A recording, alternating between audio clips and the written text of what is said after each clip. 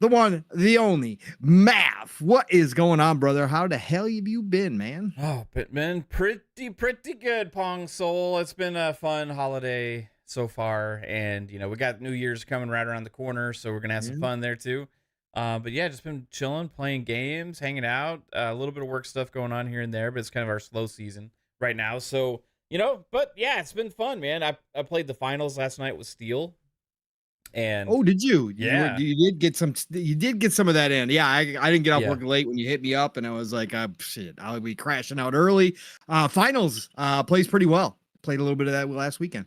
I love it. Yeah, man. I have a lot of fun with that game. We were playing the tournament mode last night and got a couple wins, dude. It was pretty fun. Nice, Yeah. nice.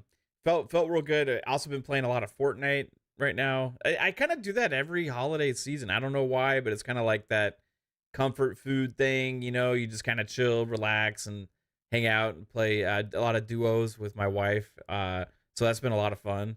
Other than that, yeah, just kind of dabbling in this and that. Been playing some Forza off and on, and gaming's so good right now, but life is good too. So loving everything, man. How are you doing?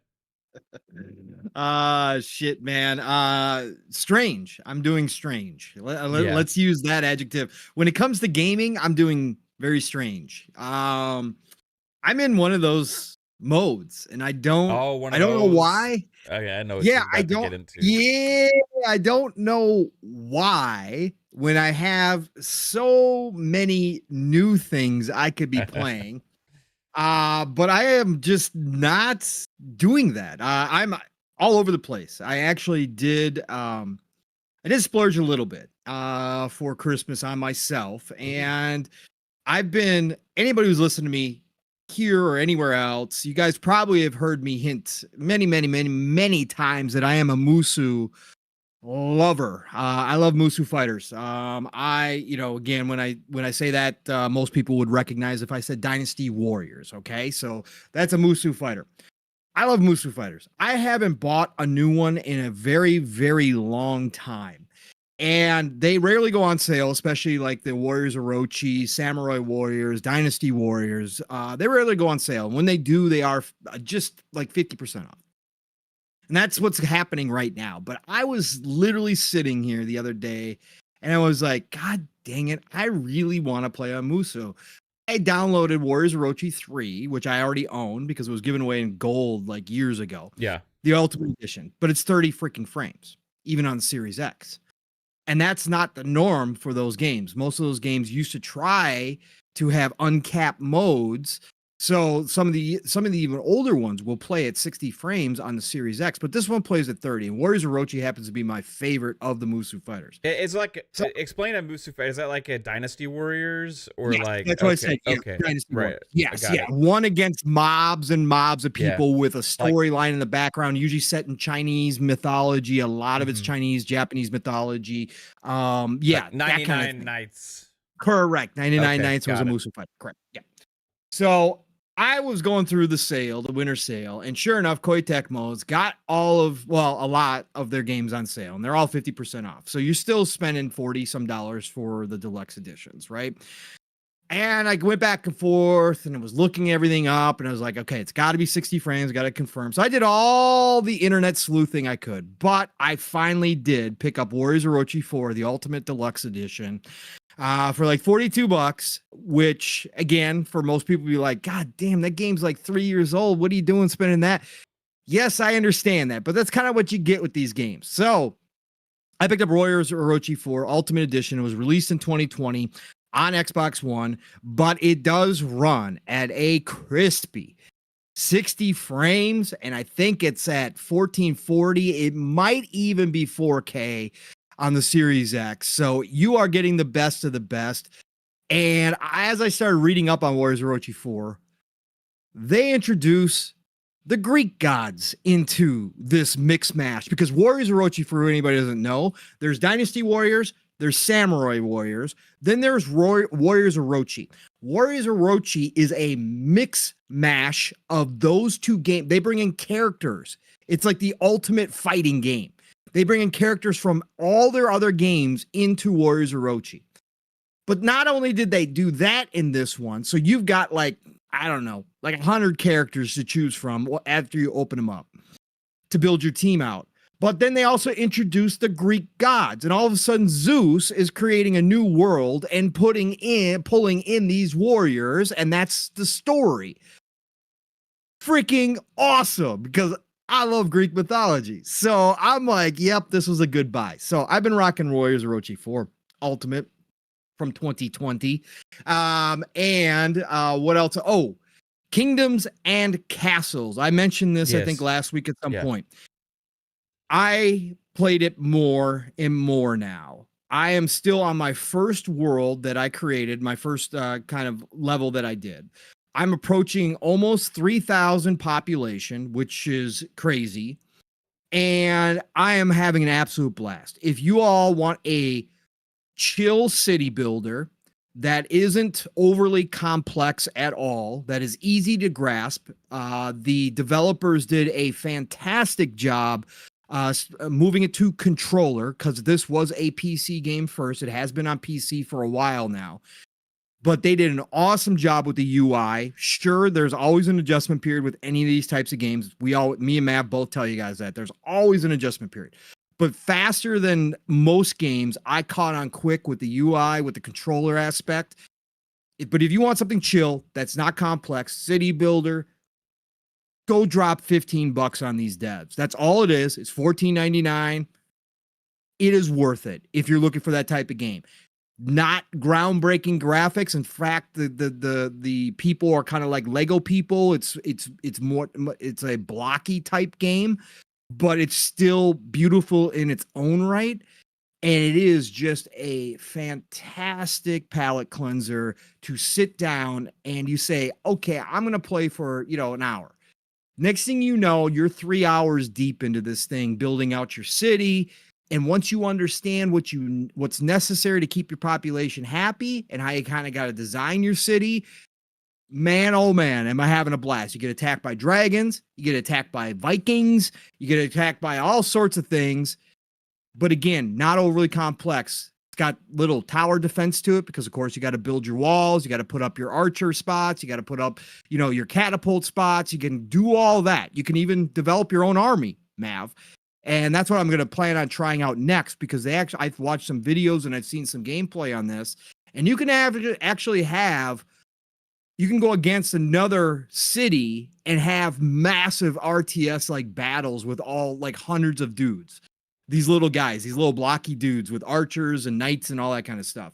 But yes, Kingdoms and Castles, well worth $15. You could spend $15 on a whole lot worse.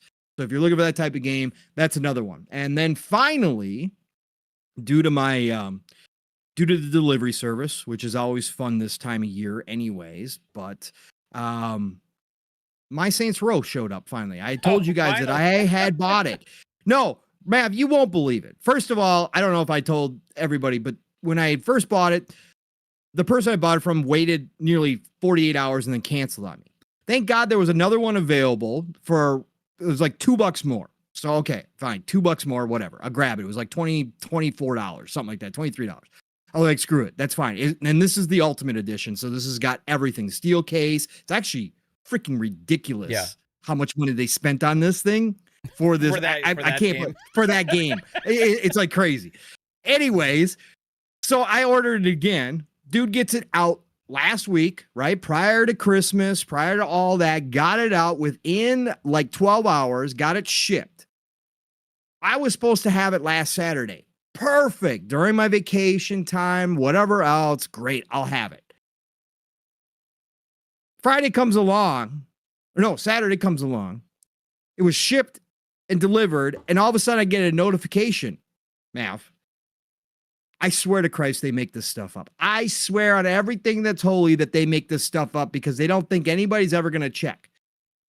The notification literally said, due to train derailment, your delivery has been delayed. We'll update you on a date when we get one. Train derailment? Train derailment, bro. That's so fitting for what's going on in the chat right now, man. Like, I know you're oblivious to it. It's just been hilarious because, like, you're talking about all these games. This fucking train is derailed on this chat as well right now. It's insane. No, there ain't no train derailing. We'll get to that in a second, and I hope I can see them all. I don't even know if I can see. Okay. Oh my God. Okay. So I got Saints Row. I got it downloaded. Fooled around with that a little bit. That's been my week. But my God, everybody, that's right. It is that time. It is that time because you know what? Christmas doesn't end on December 25th around here on Fun Speculation Network. Oh, no. Our chat does not allow Christmas to end on the 25th of December. They said, no, Pong and Mav. Santa Claus is still riding that hype train. That's right, folks. The hype train is here. If I miss any, please I get got me, man. I got them all. So first off, we had a $5 super chat from Angry Hippie that said that one. That said choo choo, which is very fitting. Choo motherfuckers. All right, you got any more super chats? Yeah, we had another super chat from Decado for $2 after a couple gifteds. I'm sure you'll get to those. I'm gonna get to those. I hope.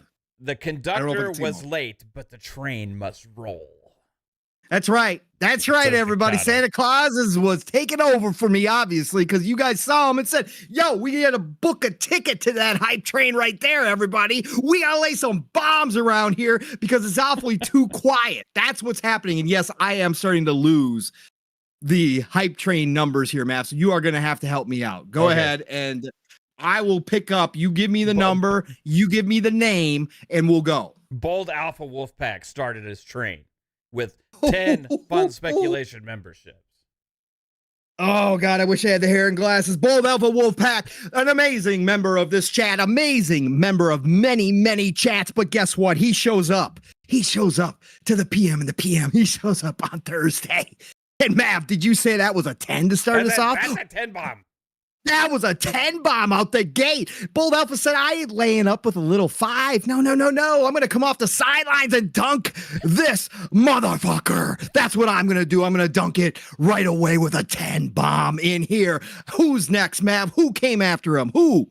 Sanchez. Give me a name. Sanchezmtz Gaming is like, you know what? I got to get him board with this train with a 5. And Sanchez says, guess what? I know the goal is about to be reset to 3,000 for January, so we don't want ads, everybody. Sanchez says no ads. So what kind of bomb did he drop there, Mav? I missed it. Bomb. A 5 bomb. He come in and said, I saw that dunk, Bold Alpha. Guess what? I'm not going to show off like you just did. I'm going to show everybody how a layup is done. So Sanchezmtz Gaming comes in with the 5 bomb with the layup, an easy layup. That's what he just did, folks. Nice one. You guys can all match these. These are easy. The chat does it. The chat out here trying to prevent advertising from hitting this channel. They're giving you guys just the lane. They're opening up the lane. They're setting picks for you right now, making it easy for everybody else to follow through with this, everybody. Let's go, Sanchez. Who's next? Decado, one of the conductors themselves with the 10 bomb with the gifteds. Decado. The insane one. Decado, he saw the hype train rolling. He saw Santa Claus steering that hype train at a Mach 2.5. And he said, that's not good enough, Santa. That's not good, Mr. Claus. We got to get you going a little bit faster. Screw Rudolph. We're going to shove some coal right up in there. And we're going to give you the 10 bomb early. Let's go, Decado. Got us to Mach 2.75. And the goal, your goal, chat. Remember, it's your goal. It's not our goal. Your goal. Your goal is down to, I believe now, 783. That's right, 783, everybody, is right around the corner. Let's do that before 2024. Let's prove that we can hit these goals, because that's the way you want to start out 2024, by saying, yes, I hit a goal. Best way to start it. Let's go, Mav. Who's next? Bold Alpha Wolfpack with the super generous 10 bomb himself. Bold Alpha said, "Oh, you guys thought that little dunk right there, that 10 bomb was enough from me? Oh, no, no, no, no. Y'all remember MJ? Y'all remember when he went from the free throw line and he did the famous dunk? And you just see him in midair from the free throw line. That's Bold Alpha. Bold Alpha's now just showing off to the rest of you. That's what he's doing. Bold Alpha says, yeah, we got another one in me. Let's get that 10 bomb in here. Let's get this sucker up to Mach 3.0, everybody. The hype train's rolling. We're not going to have ads on this channel. No, sir. We are not going to do it. We're not going to end 2023 with a bunch of nonsense on our screen when Mav and Pong are trying to talk to us. That's the way you do it, everybody. This is so easy. You guys got the easiest goals in the world to do on our channel. It's like this is nonsense. I could be demanding that you buy coffee right now, but we aren't even doing that. That's not what we're doing, folks. We're asking for tickets to the hype train. And that's it, everybody. Let's go. Let's go, Bold Alpha. Who's next? Who's next? Who lined up? Decado was like, F you, Bold Alpha Wolf Pack. I'm going to come back with another 10. Oh, we got two of the biggest show-offs in the world right here, folks. They love showing each other up and saying, whatever you can do, I can do better. Let's go, Decado. Decado saw Bold Alpha Wolf Pack, and he said, you know what? I agree with you, Bold Alpha Wolf Pack. I got to come in here, and I got to drop some bombs in here. I got to get this hype train up to 3.25 now. That's right. Santa Claus is holding onto his hat. But that's not even close to what we've done around here, folks. That ain't even close. But Decado came in with his own 10 bomb. Thank you, Decado. You guys are now down to 758. That's right. That's your goal, 758. And we still got a few days to do it. Let's do this, everybody. Razor NZ was like, hey, you know what? I got to get on board with this shit because he gifted another 10 himself. Razor NZ. You're running out of Razor breath. NZ. Listen, no, Razor NZ. Listen, man. I don't know how to say this, but that's right. That's what Razor NZ does. Razor NZ said, I can't stand on the sidelines. I can't do this. I just can't be a part of the regular old audience. I got to jump on this court and I got to give some layups myself. That's right. I got to show off my moves for everybody. And gosh darn it, I'm not going to have advertising on here. I don't want Mav pushing some bullshit coffee on me all the time. Guess what? I'm going to make sure that I contribute to this chat's goal and make sure that I'm here and everybody knows that Razor NC coming in with the bombs, pushing us to a Mach 3.25. That's right, Mach 3.25. And if we were already there, then we go to 3.5. But I believe we are still at 3.25. What else we got, Mav? How much more coal do we got? We're shoveling coal. This train, the smoke is all in the back. We just already added, like, you guys don't understand. You don't understand these hype trains, man. This hype train is now like 3 miles long since we started this nonsense, right?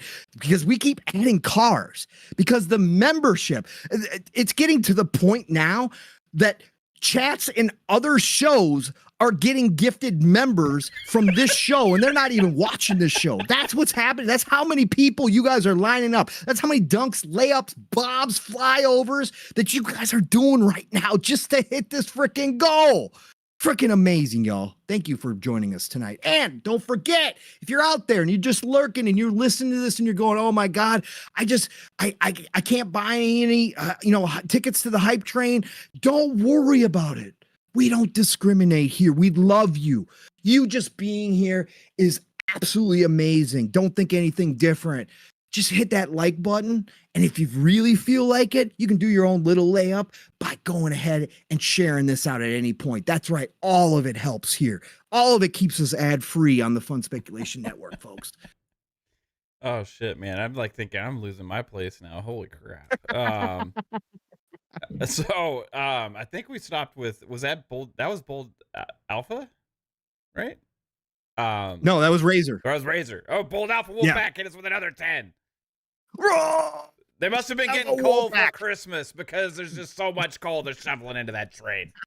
Listen, Bold Alpha just bought out all the mines. That's all Bold Alpha said. I'm coming every week. I'm shoveling coal every week. I'm just going to buy myself all the mines across the world so we can get this hype train. We are now at Mach 4.0. That's right. We jumped that fast. Santa Claus is now hanging on for dear life. It's not just his hat. He's seeing his life flash before his eyes. And Santa Claus has been alive for a very long time, folks. So that's a whole lot of life happening right there because Bold Alpha Wolf Pack said, I'm going to dunk all over you. I'm going to Shaq Fu all of you with a 10 bomb. That's right. Bold Alpha helping us out. We are now down to a cool 743. 743 before we reset to 3,000. So let's go, everybody. Let's go. Oh, man. And then Dakota was like, hey, let's keep this thing going because he just dropped another 10. Oh, Dakota with another 10 bomb. Santa Claus, get ready. Choo choo, motherfucker. Choo choo. That's right. The hype train is now at Mach 4.5. Dakota said it's never good enough here. We can't stop doing this. We can't stop rolling. We got to drop a 10 bomb. He brought the stealth bomber in this time. That's right. Dakota, the famous one. He owns his own damn airport and comes in with those stealth bombers and hit us with that 10. That's right, choo-choo, motherfuckers. Ho, ho, ho.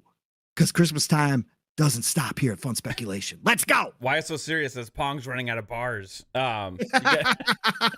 This many in a row? Come on. That's insane. Give me a little credit. Elijah Vasquez says, hey, I got to get on this because gifted 5 memberships. Elijah Vasquez was sitting at the train stop. He heard a rumbling. He felt a shaking. That's what he said. And he said, he looked at the conductor and he said, what's going on? What's going on? He went up to the ticket booth and he said, what is that? Is that an earthquake? In the ticket booth looked at him and said, no, you haven't heard of the Fun Speculation Network hype train? That's right. It's rolling through here. Do you want a ticket? Do you want a ticket to get on board? They just added 10 cars tonight. It's going at Mach 5.0, so you're going to have to make it fast, buddy. Do you want a ticket? And guess what he said, Mav? He said, oh, hell yeah, choo-choo, motherfucker, get me on board. And that's exactly what happened. That's exactly what happened. Bold Alpha Wolfpack with gifted 1 Fun Speculation membership. Got a solo ticket, followed by another solo ticket, followed by another solo ticket. Huh. We don't discriminate, folks. The solo tickets are welcome here. We got room. And if we don't have room, trust me, we are adding cars constantly to the hype train, now rolling at a Mach 5.5. Welcome aboard and choo-choo, motherfuckers. Hold on for your lives. You got to strap in.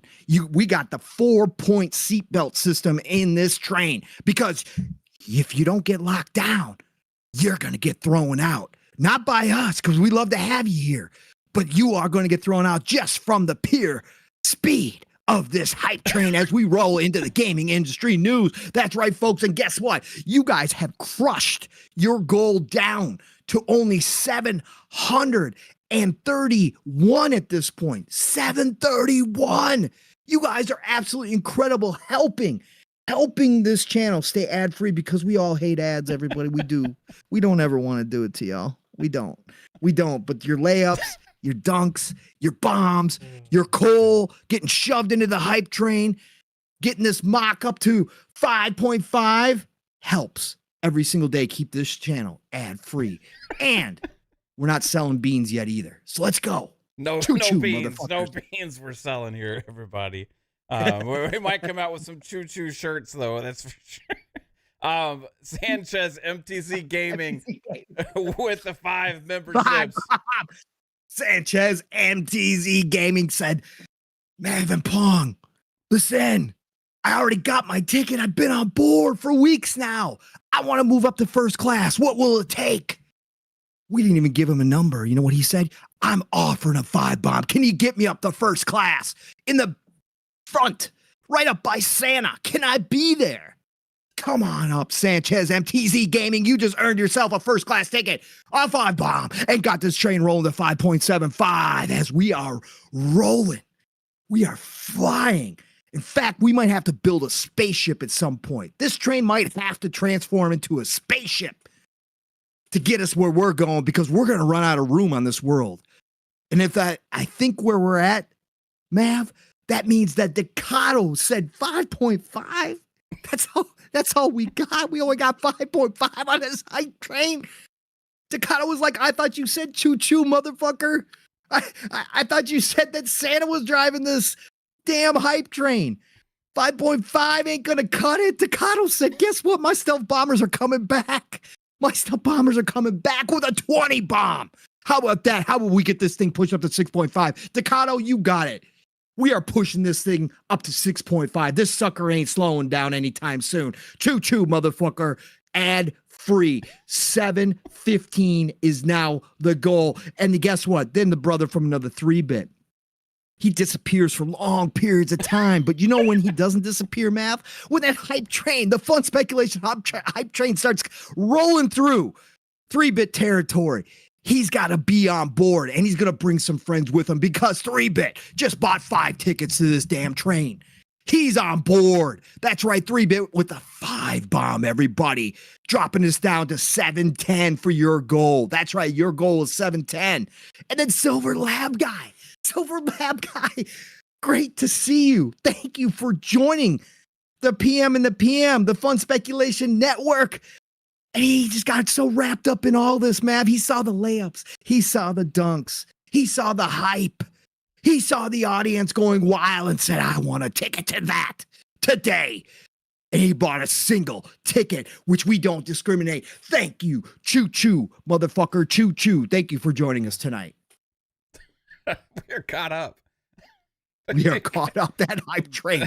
Bach 5.75. No, wait, 6.75 now. Thanks to all of you. Your goal is now down to 709 as I counted. 709. You guys got a little over 3 days, 2 days to do it. Get this thing done so we can remain ad-free. You all are amazing. Choo-choo, motherfuckers. 700. Ho, motherfuckers. Oh, man, we got a show God. tomorrow night. That's easy, bro. That's easy. That's true. Oh man, you guys are absolutely in fucking sane. I swear to God. Thanks for egging Pong on and for all the support. And it's greatly appreciated. Absolutely nuts. This chat, this community is fucking insane. Again, to get serious, anybody here for the first time, this is not legit in the way you think it's legit. We don't e-bag on this. There is no goal for the chat. This is a riff on other people who do an e-bag, an over-the-top version of a lot of them. So anyway, funny though, man. But we love you all. And again, it is greatly appreciated. It is real support. It is real support for the channel, and we appreciate it and love all of you. So thank you all for joining us. I just got off work. I literally got off work, drove for 40 minutes, and dropped into this chair. I grabbed is that something how you to drink. talk to people at work? No, sir. I think it might work though. If you do that at work, just start like selling to people and be like, "Hey, choo-choo, motherfucker! You know you want to be part of this. Get on board the train, motherfucker! What's wrong with you? You know you want to dunk and put your nuts all over somebody's face. Let's go, bro." No, it was certain people. I had an instance the other day where I did convince somebody that and again, I won't go into details with what I do, but I'm in the finance world. But I had mistaken this person for another person that I was dealing with. But I convinced this new person that they had actually made an offer. And I actually gave them the amount of offer that the other person had. And this person ran with it. And it actually worked out. So I convinced them, oh my God, but Dutch doesn't want to hear this nonsense. No. The one, the only, the masterful Wandering Dutch. Please go check out his channel, everybody. The Wandering Dutch said, brothers, I'm not going to let you stop with this hype train. We're not going to slow down right now. We're not. I see that goal. I see the vision. And Wandering Dutch says, I get what's going on here, everybody. And he's like, I'm going to buy myself a ticket, and I'm bringing 4 other motherfuckers with me. That's right, the Wandering Dutch. He drops in here shirtless with tattoos and axes swinging. He says, we got a 5 bomb for you right here, guys. Take this 5 bomb. Let's get this train up to Mach 7.0. Let's go. Let's go, everybody. Wandering Dutch, shout out to you, brother. We are now down to 704, almost breaking the 700 mark. Couple days left. Let's do it, chat. Let's do this. Keep this show ad free. You don't want it. Do we have topics? No, we don't actually. Because I've been working all day. This is turning into a segment like every week right now, bro. It's insane. The choo-choo segment, choo-choo motherfucker segment of PM and the PM. We're gonna ride the hype train as long as we can, brother. That's what we're gonna do here. Let's go. You sound like a wrestler. Like, you know, I know. I'm starting to get some Hulk to me, and I can. Yeah. Let's go. Listen here, brother. Listen here, brother. I'm going to tell you what we're going to do, brother. Let's go. All right. Yeah, this is a long ass train, OCDgamer. You are correct. It is miles long at this point. Let's go. Mav, what would you like to talk about today? What would you like to do? We could talk about 2024 in gaming. Hey, you know what I saw today? What'd you see today? Tim Dog said that there is supposed to be Dev Direct news soon. It could be. Tim's reading. He's reading the lead. Yeah. It's easy. Yeah. Easy guess. He checked. Tim was out there. He's like, "Yep, I feel Dev Direct." We've been talking about a Dev Direct. We guessed it was going to be January or February, right? That was our guess. I think this is an easy call. Shout out to Tim Dog, who gets the community stirred, though. I love the guy. Love him to death. Again, we got to have him back on at some point here, Mav, because it's been a while. Yeah. But yeah, I think all signs are pointing to that, and I think that we were all spot on. And again, it's not like they haven't hinted at it. You know, they talked about how many shows they were going to do, Mav, each year. They've got the content to show off, so a Dev Direct in January or February makes total sense to show off the early games that are coming, and maybe even shadow drop something again. We'll see. I'm not expecting that every time, but I don't know. Has your perception or idea of what could be at the Dev Direct changed at all, Mav, from what we talked about previously? I'm starting to think that there could be some, like, we did speculate a little bit about it, but I think there could be some ABK stuff there as far as like Game Pass announcements. And I didn't know before if they would be ready for that, but like, because the news started coming out a little bit about how fast the, transition is, and it's faster than they anticipated and going smoother than they anticipated, and all of those kind of things. And like, and Bobby got kicked to the curb early. Yeah, exactly. Like there's so much looking into that, and it's like maybe they're gonna already kind of be ready for some announcements for some ABK stuff coming to Game Pass. And the question I wonder is the Dev Direct gonna be like as early as last year's? Because last year's was like January 10th, 12th or something like that, I think. And we speculated like, late January, early February, which I think would make sense. But, if they go as early as last year, like that's only a couple weeks away. You're on mute, Pong. Of course I was. I was just looking at dates right now to see kind of what we were looking at. I could see the 10th or the 17th. If they've got something for the end of January, if like Towerborn is going to be like the end of January. They didn't give us a date yet for that, did they? They did not. No. And that's they said supposed to be maybe the first game for the year, I think. Yes. Yes, sir. That's what's been hinted at, right? At least. Yeah. So and shadow drop for that? Yeah, that's what I was thinking. I was thinking, again, I would not expect it. Again, shadow drops are still going to be rare. I know that, Xbox would like to do it again if they can because of the reception that Hi-Fi Rush got. But this wouldn't even necessarily be like that type of shadow drop because they have announced Towerborn. We've seen Towerborn. We've seen gameplay. They've previewed it. They had demos at, I believe, where do they have Gamescom? I think they had demos at Gamescom. I think potentially. So. I remember Jez posting something about playing it, and like it was bigger and like it was a lot of fun and stuff like that. Like, so I've been kind of keeping an eye on that one a little bit. Like, it's the one that a lot of people haven't been talking about, right? Mm-mm. And it's from a developer that isn't like gonna set the world on fire and stuff with people getting excited or whatever for their games and things like that. But you know what I mean, like. But it seems like this game is going to be something that could have legs and be bigger than a lot of people think. Could be this year's Hi-Fi Rush, but like it's built as a games of service, right? So there's going to be ongoing content to look forward to and all that. So it could be a surprise, a big surprise for early It could 2024. be because Jez had insinuated that it's a lot deeper and a lot, like you said, Mav, a lot larger than some people are Yeah. thinking that it's going to be. It's from Stoic. Yeah. I've talked about Stoic here before Yeah. because It's a Banner Saga people, right? Yeah. Banner Saga people, yes. This will be different for them because Banner Saga is a turn-based grid tactics game, right? Yeah. RPG, but their characters, their world design, and building is really, really good. They're a smaller team. They handcraft, hand animate a lot of their stuff.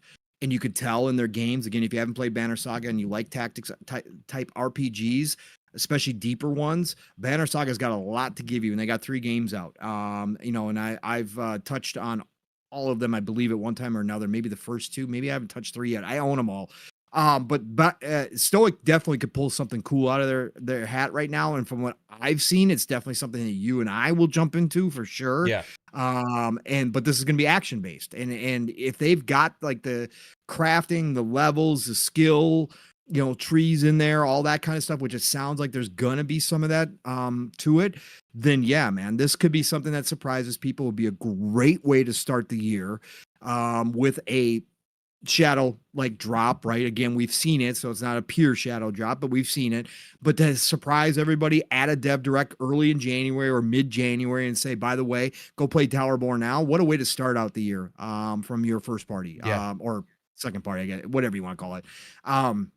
Go try this game out. Go check it out right now. And yeah, Mav, I think they want to duplicate what they did last year, and how they kind of carried. Again, Redfall was the trip up when it launched, but had Redfall launched the way it would have been, the way that we all thought it would, or the way it should have, had Redfall hit, my God, they were dominating the first half. Yes, third-party titles were dominating. We had Hogwarts, we had all that kind of stuff dominating that first half. But from a first-party standpoint or from an Xbox ecosystem standpoint, they really were on a roll, and they could have continued that roll all year long, which they did do eventually, obviously with Starfield and then Forza to end the year, plus all the Game Pass games that they did drop in between from third parties.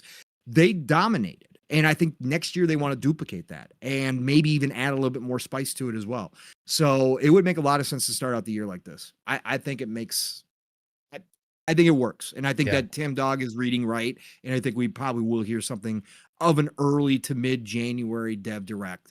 And if as long as they keep the same format as they did last year, Mav, with that same quality that we all gave them their flowers for, absolutely remarkable camera work.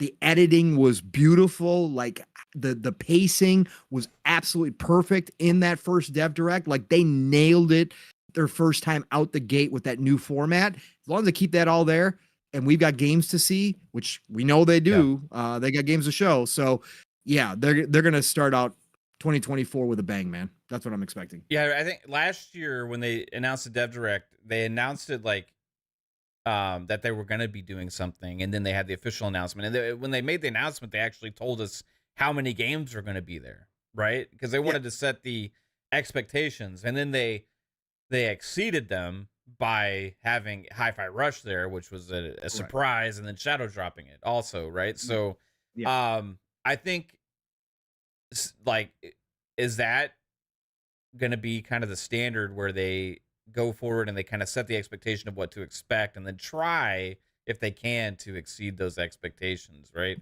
I mean, they can't obviously do a shadow drop every time, you know. No, I would never start to tell everybody to expect that. But I mean, that'd be insane. So you can't expect that. But exceeding expectations is something that, I think they could do, right? You could have surprise game there, show it off, or you could have stuff like that. But I'm trying to your original question about like, am I thinking more about like what could be there? I think that surprise shadow drop could be like Game Pass stuff, like call ABK thing, could be, right? Or at least an announcement of when they're coming.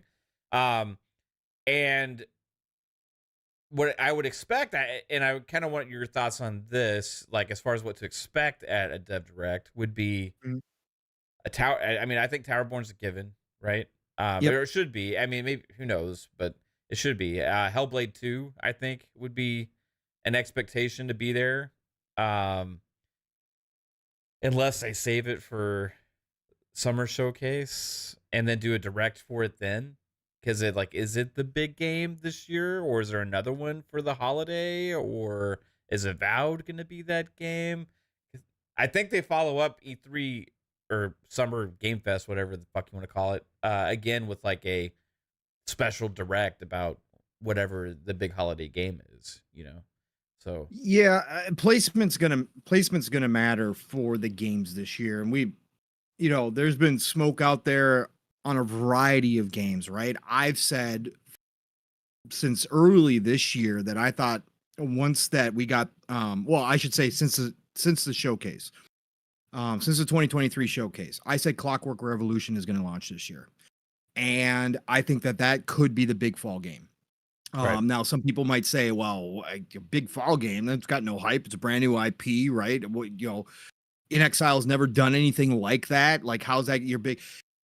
I think Clockwork Revolution, as they start to show it off more, as they start to advertise it, everything that we're hearing, Mav, is that game's special. Yeah. And that game has a chance. And if you guys all remember, if you guys are old enough, and I know many of you are in the chat to have experienced when BioShock launched for their first time and how it caught people off guard, I think Clockwork Revolution has that ability. And that's because I have the utmost confidence in Exile.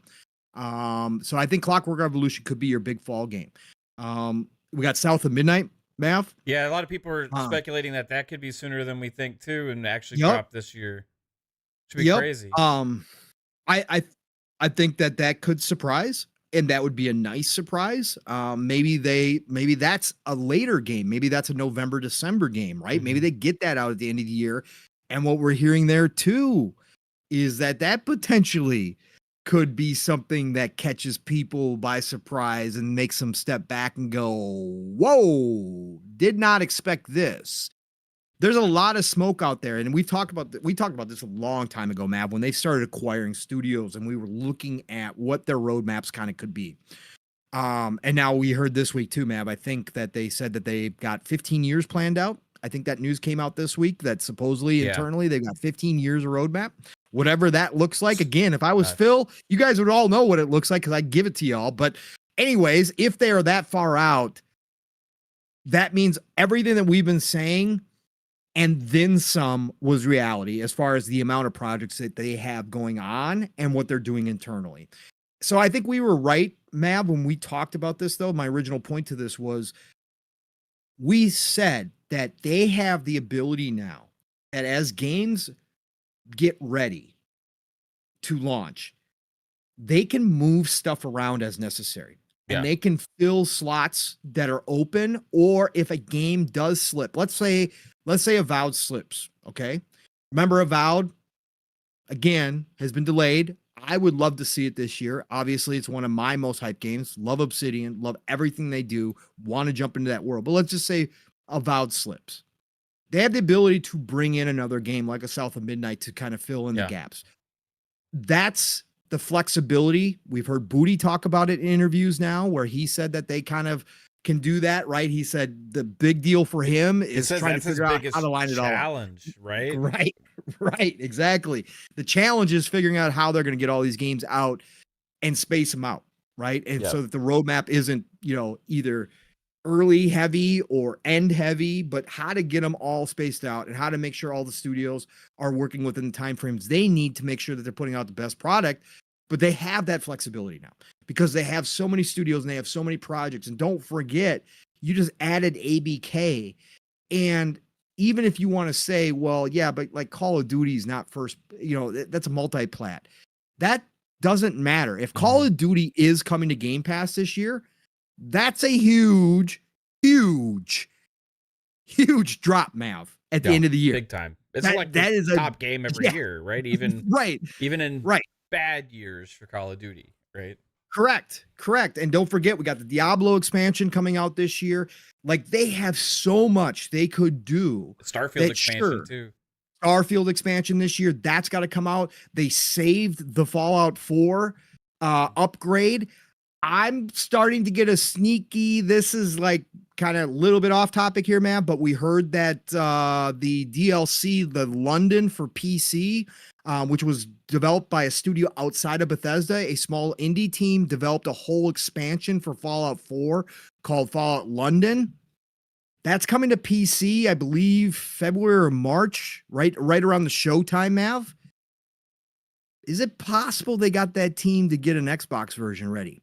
Ooh, and can we get a London expansion for Xbox only?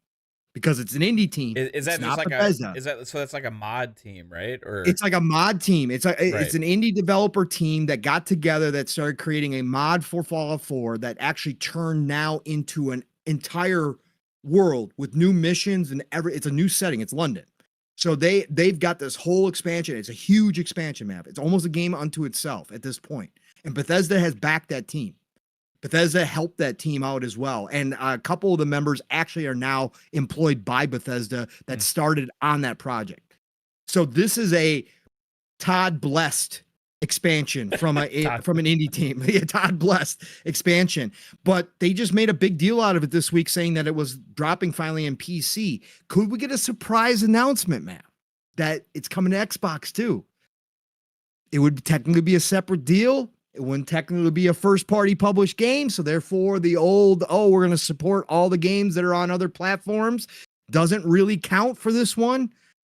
I'm just saying, there's a lot of opportunities right now that's presenting themselves, and they have so much in-house, Mav. Would they release it we don't know. in the Creators Club thing on there, or would it's going to be a full paid expansion. I believe it's going to be a separate paid expansion outside of the Creators Club. That's how big it's gotten. Right. Like the PC realm is like hyped for this thing because they've shown off glimpses of it. I think some people have actually been able to test it out. This is a Fallout game. This is like a Fallout New Vegas type experience, right? According to some people, that's how big this is. It's crazy. So I honestly, this is the first time hearing of it, which is weird. That sounds pretty insane. Yeah, exactly. Decado says Fallout London is a full conversion mod. Yes, many delays because Bethesda keeps hiring the team members. Yeah, that's what's been happening. And I'm just thinking out loud. And again, speculation town behind the scenes. After the acquisition went down, once they started seeing how promising this London game was, the developers had originally said, we can't do console. We've only got enough team members to work on, a PC version for right now. What if Xbox and Bethesda helped out the team? What if they kind of worked side by side with them and said, let's get this ready for Xbox. We'll launch it alongside the current gen patch. We'll push the current gen patch out and we'll launch London right next to it. I'm just thinking out loud. Could be completely wrong. It might be PC only, but I'm just saying that there's those type of opportunities that we aren't fully even aware of with how much they now own and all the different relationships they now have. And all these expansions coming out this year, again, Diablo, Starfield, etc. That's all a big deal. And Call of Duty, if it is coming to Game Pass this year, which is no official word, on top of the back catalog, the BC, the backwards compatibility stuff, man, this year is like no other for Xbox. This could be a gigantic year for Xbox coming out the gates. Yeah. It's crazy to think about, man, like what all could happen this year, right? Yep. Like I was talking with the chat before while we're waiting on you to ride your bicycle home from work. And I wish I was that close.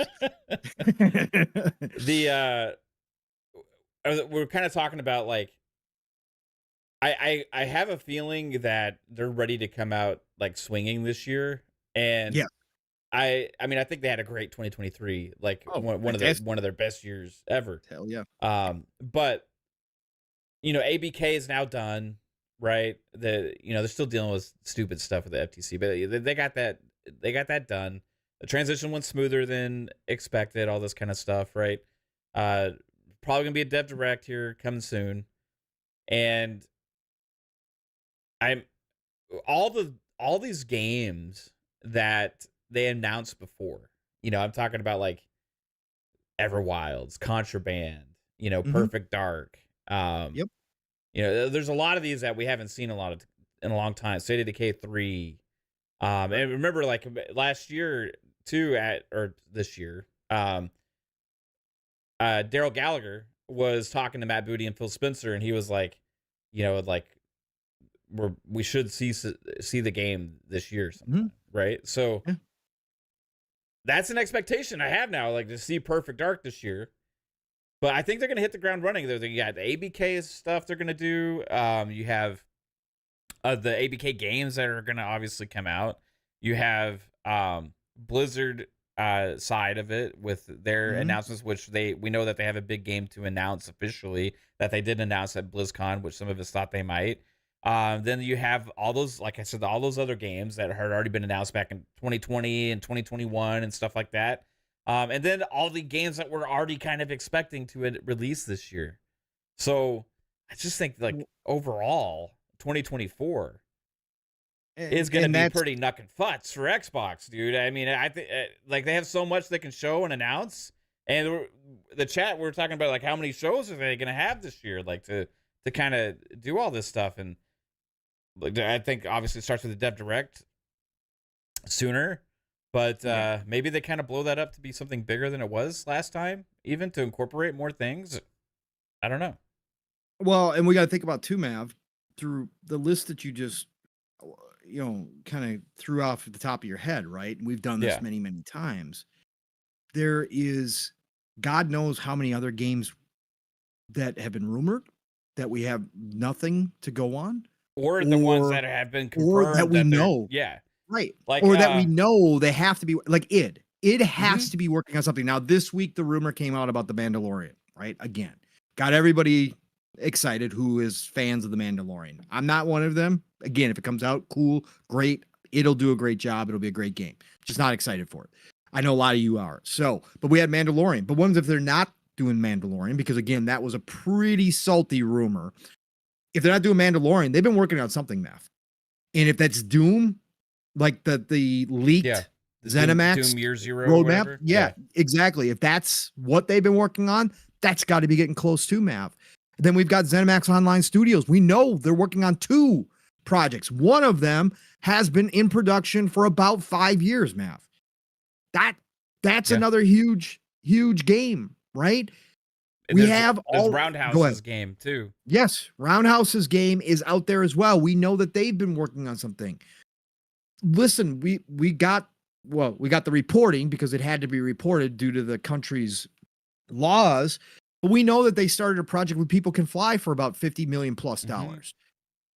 There are these things, and not every country makes them. That's Poland. Poland is different over there. They do make those companies because those companies are part of the government. The government supports the indie or the developers over there, and they give them money and stuff. So they have to report that stuff. But there's tons of that stuff going on behind the scenes, man, that we have never heard of that suddenly could be ready, because we know that Phil and Xbox with Satya woke up back around 2017, 2018, right? They woke up and started making acquisitions, right? And started changing where they were going. Who's to say there weren't a couple deals cut with some developers back then to start new IP for them, which is 5 years ago, right? That's the kind of stuff that I think that could surprise this year, Mav. And to your point, right? To your point, when we talk about coming, hell, Mav, let's not talk about this. The rumor is getting stronger that there's Gears stuff coming this year. Not only supposedly the Marcus Phoenix collection definitely could be real at this point, done by somebody outside of Coalition, but then you had one of the Coalition devs pop on the other day on X and say, see you guys in 2024. Now, certainly it could have been completely ambiguous. He could have meant nothing by it other than kind of like a happy new year to everybody. But normally when devs do that, that means that they kind of know that they're going to be talking about something, because that wasn't specifically about Gears and he's a part of that team. Man, they could have a lot of shows this year. But what I was going to say is, to your point, if they wanted to do a surprise, it doesn't have to be necessarily a shadow drop, like a game like Hi-Fi Rush, where we didn't really know about it prior to. It could be just a surprise announcement of something that's almost ready, that we had no clue was going to be ready, right? Yeah. We had no idea. Even a game that's from a studio like that's further away. I mean, like Yeah, we just got with Blade at the Game Awards. I mean, correct. that was draw Yeah. a lot of excitement and hype, right? So it's crazy. I mean, you have the Wu-Tang Clan game. You Yep. have that Brassland is doing that one. IO Interactive has that game that they're supposed to be working on. That's like the biggest And thing they're they've doing the ever Bond done. game. Yep, and then you have Indiana Jones. We haven't seen that. Like, Nope. And we know we're going to see that. Todd said we're going to see it in 2024 at some point. exactly, dude. And so then you have, and then you Once have Indiana Jones is the big Christmas, it could big be, holiday. bro. It's like insane. And if you go back to the leaked documents before, like with the roadmap, like that would make sense for Indiana Jones to release this year because where their original timeline of when they had planned was actually last year, or this 2023 for that game, right? So, it's just there's a lot. You talk about Certain Affinity with their Halo project, plus their other game that they're doing as well. Yep. That Contracted by Microsoft, the Monster Hunter, supposedly Monster Hunter like game. Yes. Yep. So there's just like this massive amount of stuff, massive, and a lot of it should be within the next 2 years or 3, like at the most, right? A lot of these things that we're kind of talking about, because a lot of these things started development a couple years ago at the latest, you know, or the earliest. So I'm expecting like a year of news like we've never seen before with games for Xbox. Like, I think we'll probably have about roughly the same amount of releases like as 2023 for Xbox, which they had a lot. If you actually do the math, they had a crap ton of releases. I think we'll probably be around that same amount this year. But as far as like news and games coming soon and other things, I think they're just gonna dominate the entire conversation this year. It's gonna be insane. It's going to be insane. Spartan 661, $4.99 bomb on the chat. Spartan 661 coming through. So the hype train, the sub train might be quiet, but I'm going to come in with the 5 bomb. Spartan 661 says, I want to see the ponies cry and quiver seeing Xbox release game after game and realizing that Sony doesn't have anything for them this year, this new year of 2024. They are. Yeah, Sony's got a lot to prove right now. Again, we got news today that Stellar Blade is coming this year, which we all knew. I mean, we had all guessed that. But yeah, they're light for sure. And what I was going to add, ma'am, is that we always see again. This is the problem. Like, we're going to talk about 2024 as the industry as a whole here at some point in the show. But even just doing this exercise with Xbox, right, and talking about this stuff, there's other stuff that absolutely, unless I take 2 days of planning and go through everything that I can find and make a list, we're going to forget, man, they're going to start hyping, and it is going to be a big launch for them. Final Fantasy 14 is coming to Xbox this year. They're going to have a big showing for that game.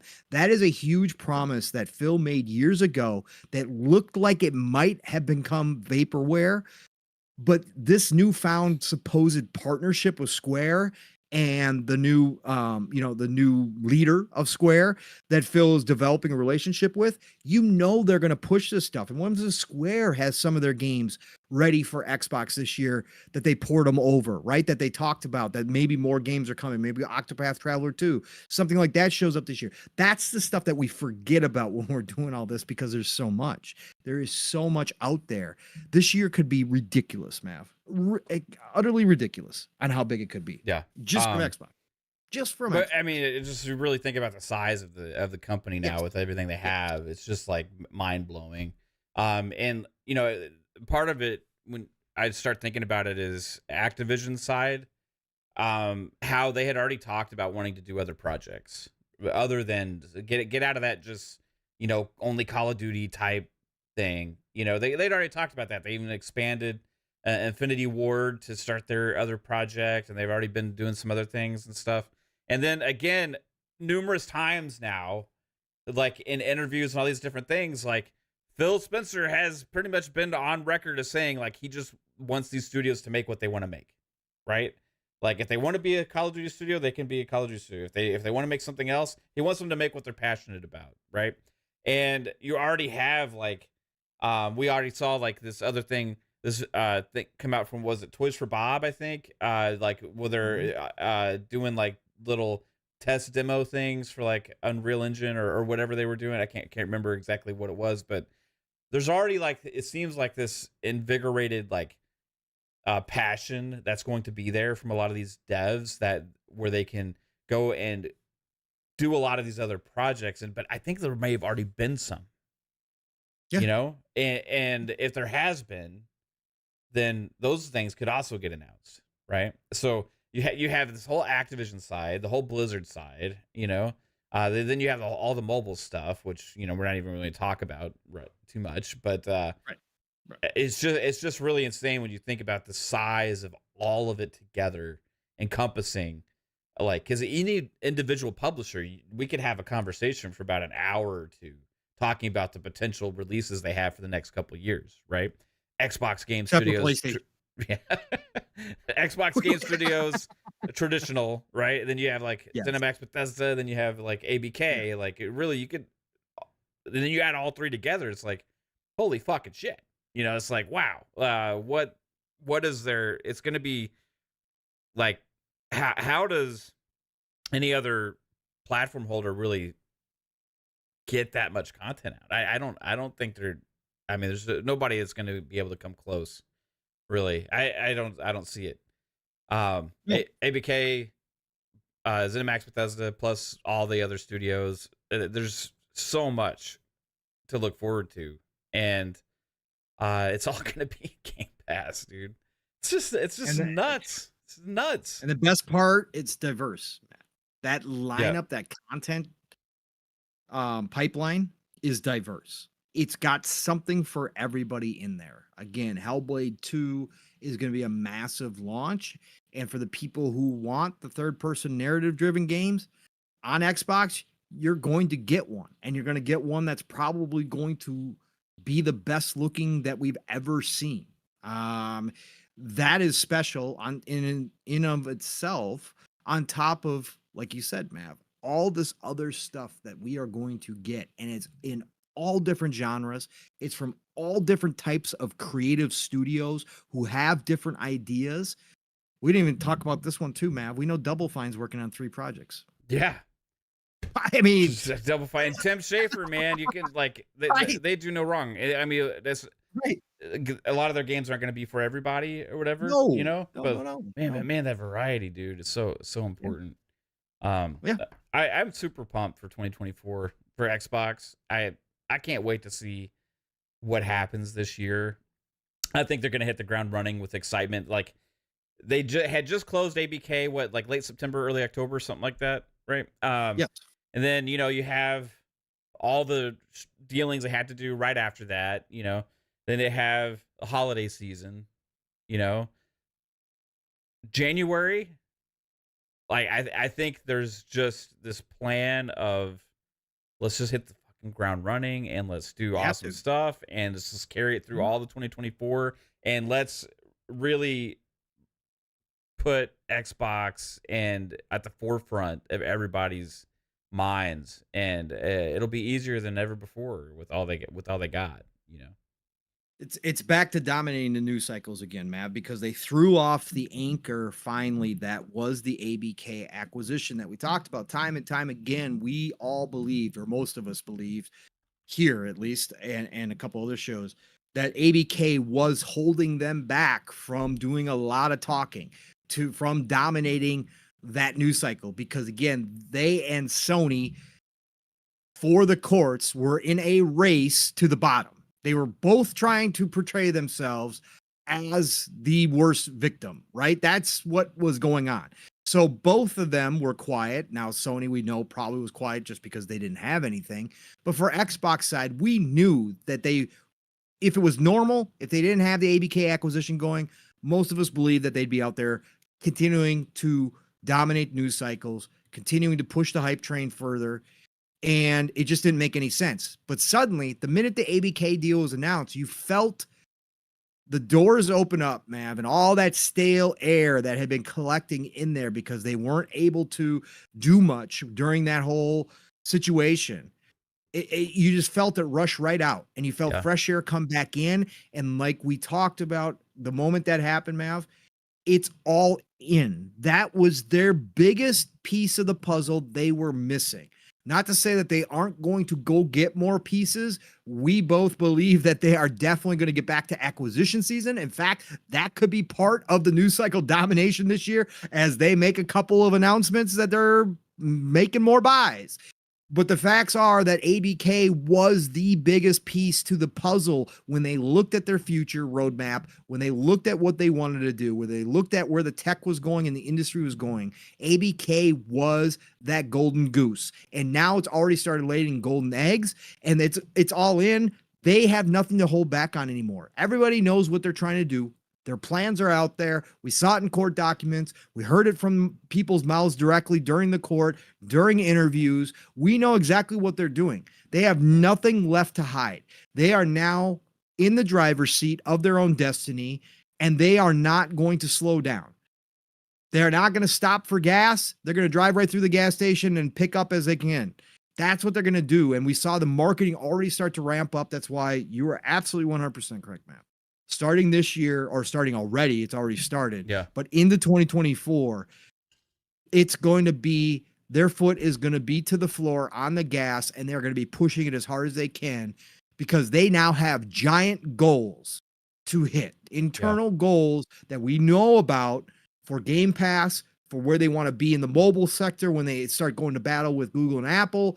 They have huge goals. That means let it all out, man. Just let it all out. Release the hounds. There's nothing left to do. So this year is going to be special, I think, from that standpoint. Yeah. We got a couple super chats to get to here. Let's Pong go. Soul. I see a couple 5 bombs, and I see a member for 11 months. He's been riding the hype train for 11 months. Let's go. Adidas 20 with a $5 super chat says Microsoft using its money put Sony in a tough position. Yeah. Yeah. Sony. They withdrew themselves from the game. Sony seemed a little scared in their leaked documents too, didn't they? Yeah.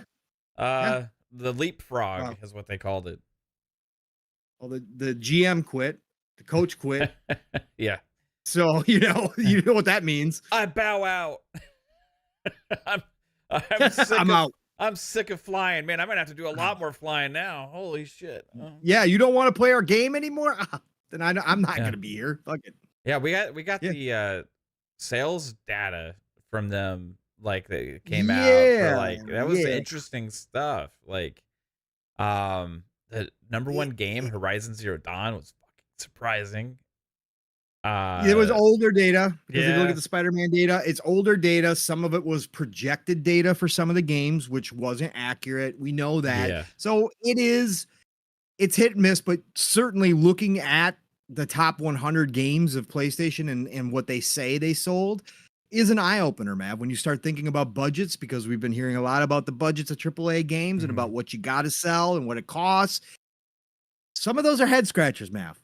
Some of those are head scratchers as to why either they didn't make a sequel or go back to that well again, or why they did get sequels, or why they put so much marketing into some of those games, because it doesn't make a whole lot of sense when you look at that list sometimes. Yeah, that's for damn sure. But yeah, Horizon Zero Dawn was a seller, man. I like Horizon. I'm one of the people that still stands on that hill. I'm a Horizon fan. I can't wait to play. I'm going to play Forbidden West at some point on the PC. Yeah. But yeah, when it came out, it was different enough. It sold a ton. So yeah, it did. It sold. It also came out right around the same time as Zelda, and there's a lot of comparisons. Like, I think helping that. Camp Easy, member for 11 months. Thank you for showing off that membership badge, Camp Easy. You're absolutely awesome. Jax82 hit us with a $5 super chat. Says, how will Xbox and Square Enix partnership work next year? They have Final Fantasy 14 coming. What more could come from this deal for Xbox? Yeah. There's certain games that will obviously take longer to port over, right? There's certain games that maybe wouldn't be able to have a quick turnaround, but I think you could see Octopath Traveler 2 come. I think you could see the Pixel remakes come over. Tactics Ogre certainly could come over.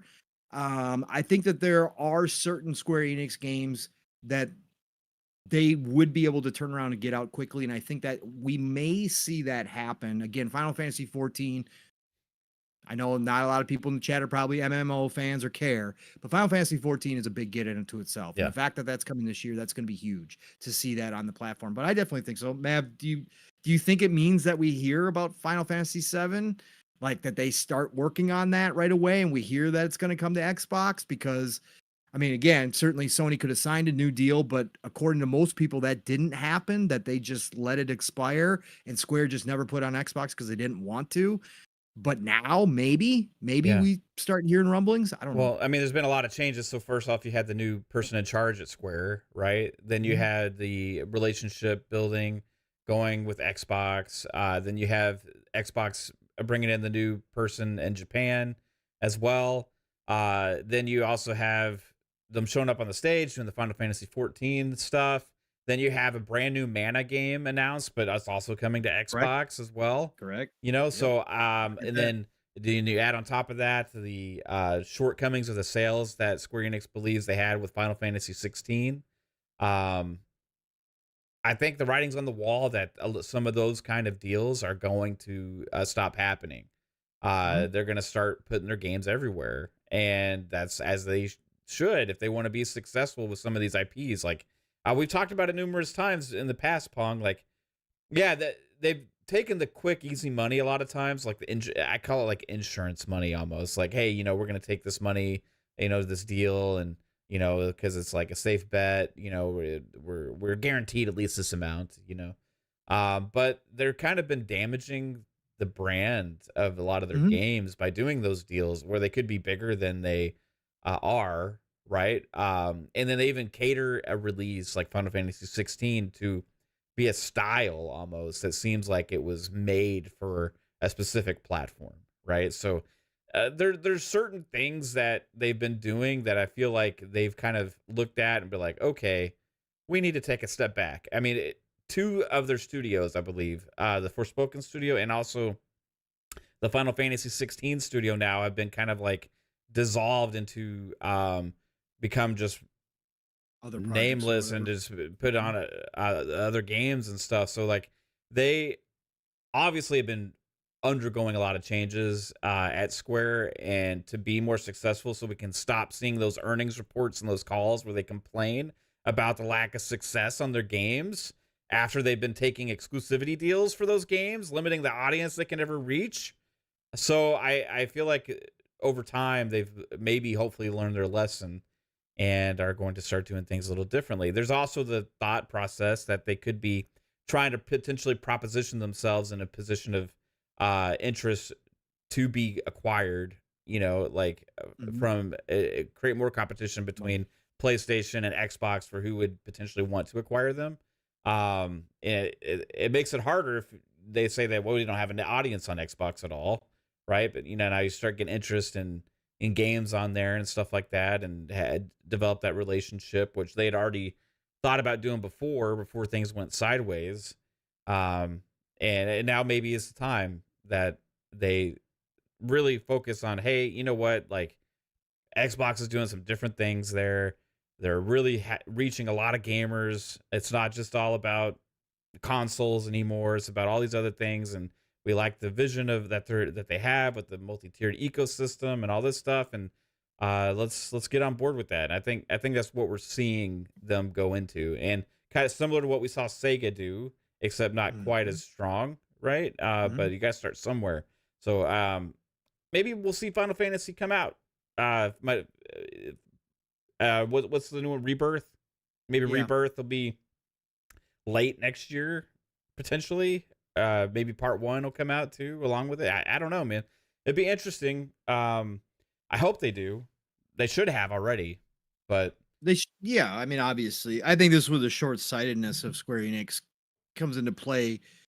Yeah, because they never cultivated a fan base. We talked about that all the time. You can say, well, they don't sell very well on Xbox or whatever, but you got to cultivate that fan base, and that means you got to be consistent with putting games on there.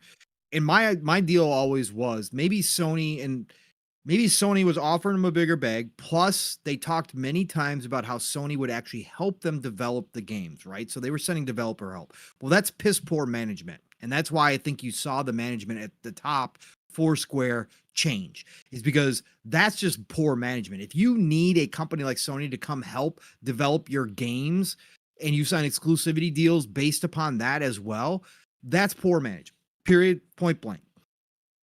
Because if you look at it, Matt, that's the advantage that Game Pass deals have. You might not get as much money up front. Maybe you do. Again, maybe you don't. You might not get as much money up front for a Game Pass deal, but Xbox doesn't say you can't put that game everywhere else. Yeah. They just want the Game Pass deal. So you don't lose out on sales elsewhere. Yeah, so that's why if they didn't think they were going to sell anyway on Xbox, why not take the Game Pass deal, sell there, and then still sell on PlayStation? It just like was stupid decision to just completely cut out the Xbox market and then only sell to PlayStation, take their money. It just didn't make sense business wise to me. Make sense. No, because Phil would have been willing to pony up money for Square games to come over. He's done it in the past, and he considers Square important, right? He still considers that whole market important. And I can guarantee you that he would have ponied up money for the Game Pass deals. That's what never made sense to me. But with the new leadership, I think we could see that change. I think we could see something happen here with Square, like you said, acquisition-wise.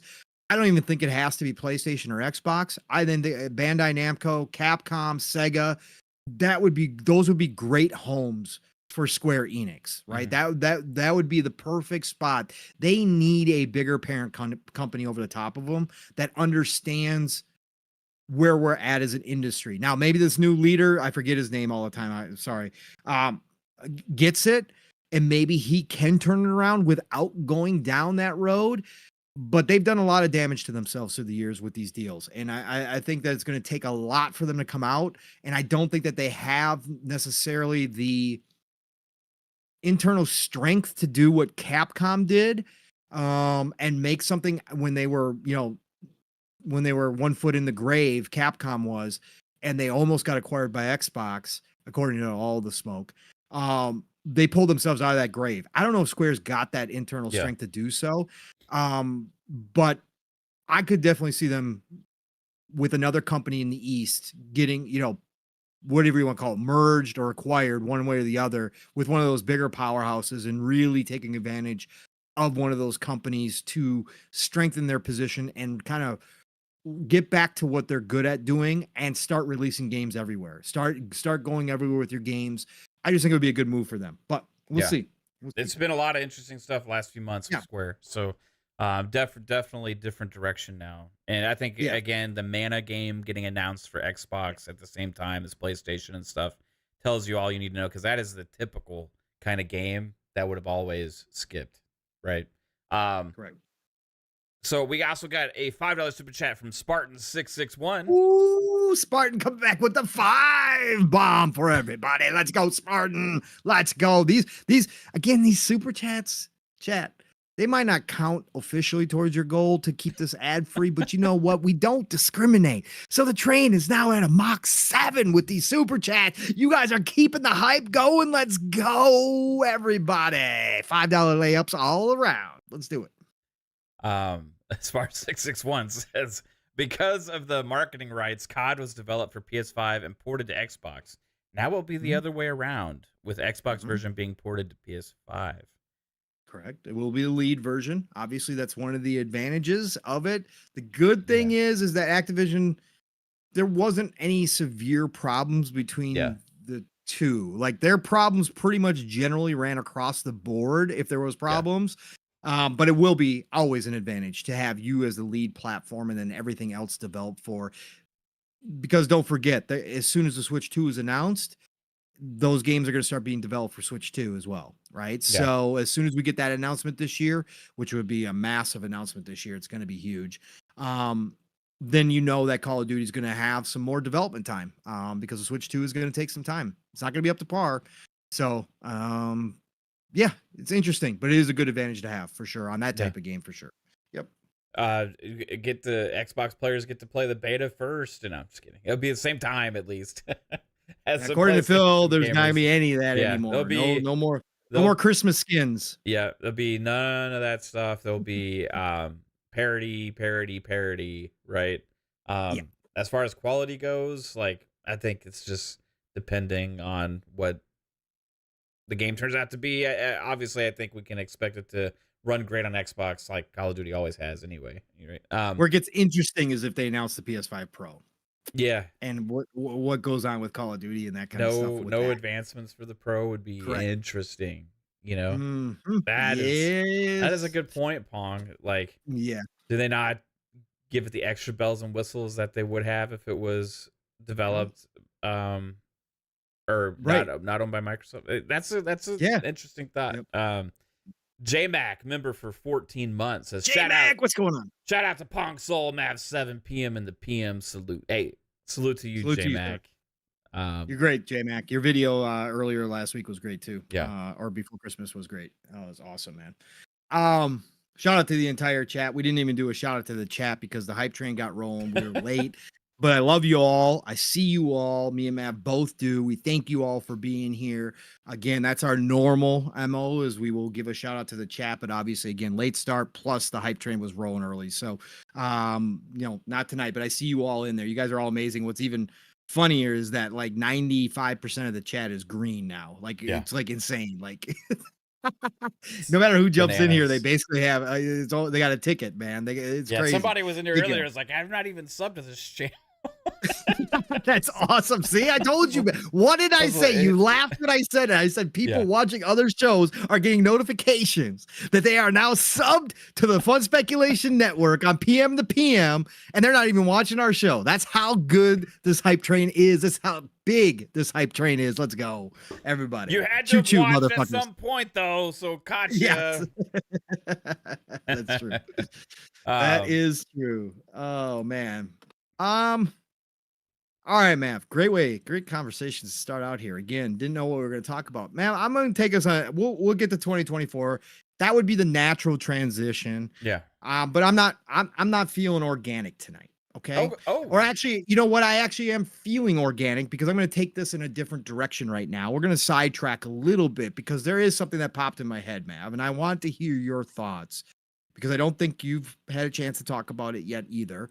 And it is something that we've covered before, but this week, once again, Mav, people cannot stop talking about Starfield, Mav. Yeah. People cannot help themselves. Like, this is now, Mav, you and I both were here. We both covered Cyberpunk's release, right? 2077. Yeah. And we both called out the hate train, the hive mind mentality, the Borg-like qualities that a lot of these a lot of these communities seem to take on when something a talking point or a narrative gets to a threshold and then crosses that threshold. And all of a sudden, everybody turns into pre-programmed drones out here, NPCs. Mm-hmm. We are now at that point with Starfield now, obviously. We are now at that point because obviously where a lot of this is coming from is the Steam reviews, right? The Steam reviews, there are literally people that have, because again, when you review a copy on Steam, there are ways to fake it on Steam. That people know how to do this. Like there's ways to review bomb on Steam. It's just not as prevalent over there because it's harder to do. It's not easy. It's not like Metacritic where you just go write whatever you want to. But you have to, you can't review a game unless you purchase the game over on Steam. Right. But there are literally people, Mav, who when they post a review, that also post how many hours they have in the game. 100+ hour people, Mav, people who have spent over 100 hours. I saw one that was 400 hours going in and writing a review of Starfield and saying, well, some of them are saying, I initially really enjoyed this game, but now that I sit back and think about it, this game ain't good. Mav, let me tell you something, brother. When you put 100 hours plus into a game and you claim, I'm not here not going to judge anybody. I'm not going to tell you that you're a liar because I don't know your heart. Okay. But if you put over 100 hours into a game and you decide that you all of a sudden don't like it randomly after the masses have started speaking out loudly saying that this game is meh or is not good, I got to say you failed yourself. Because if you spent over 100 hours in a game that you ultimately didn't like, I got to ask, and this is a Steel question. Shout out to my brother Steel. I don't know if he's out there listening. But this is a Steel question that he brings up all the time on Living Split Screen we talk about. Do you know who you are as a gamer? Do you honestly know who you are as a gamer at this point in your life? Because there ain't no way in hell, Mav, I'm sitting down putting over 100 hours into a game that I ultimately hate. No. Or that I ultimately think is even meh. There is no way with all the games I have to play, Mav, with all the different places I could go and find the experience that I'm looking for, you will never catch me playing a game that long that I'm just like, you know what? Yeah, it kind of sucked. No, that ain't happening, folks. That is not happening. But this, again, Steam brought this up because it's now at a mostly negative review on Steam. But I've saw the reviews and I saw many of people posting a Mav, and I got a question. I got a question where you're coming from.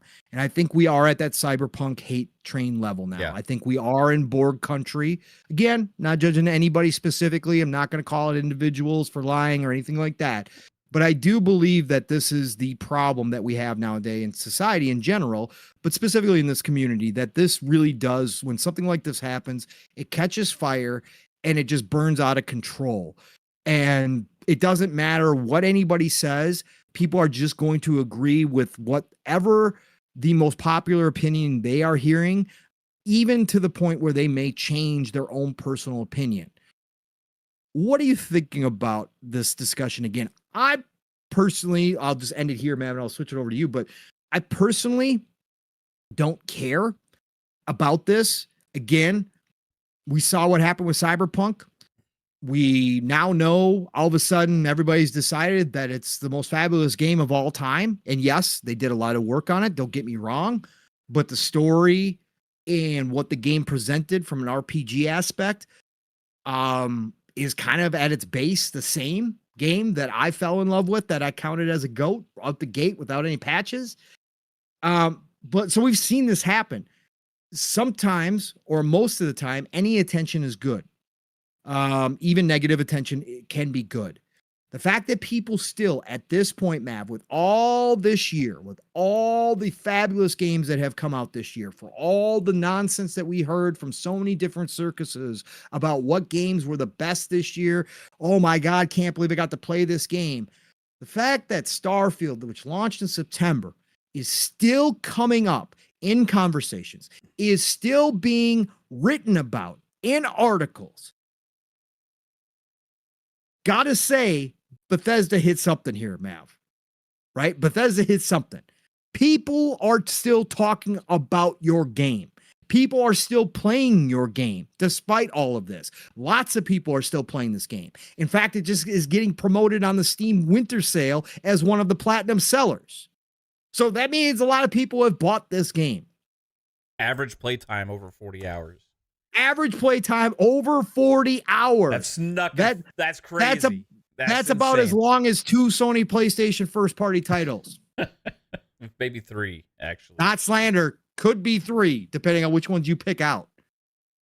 But the fact that those are real stats, real numbers, I gotta say, Mav, I know Todd and the team probably are a little disappointed with some of the conversations around Starfield. But at the end of the day, I gotta believe they gotta be sitting back and kind of smiling like Cheshire cats, going, yeah, we've been through this before. We went through this with Fallout 4 a little bit. We heard the negativity. Guess what? People clamoring for Fallout 4, next gen, current gen patch, clamoring for this expansion in London. Like, pretty good news, man. But again, what do you think about all the conversations surrounding it right now? It's like you say, it's hive mind. And I see that everything is going on in the chat. We'll get to that in a couple minutes, guys. Appreciate you. But I want to make sure not to interrupt this specific topic because this is an important one because this is utter bullshit. Like,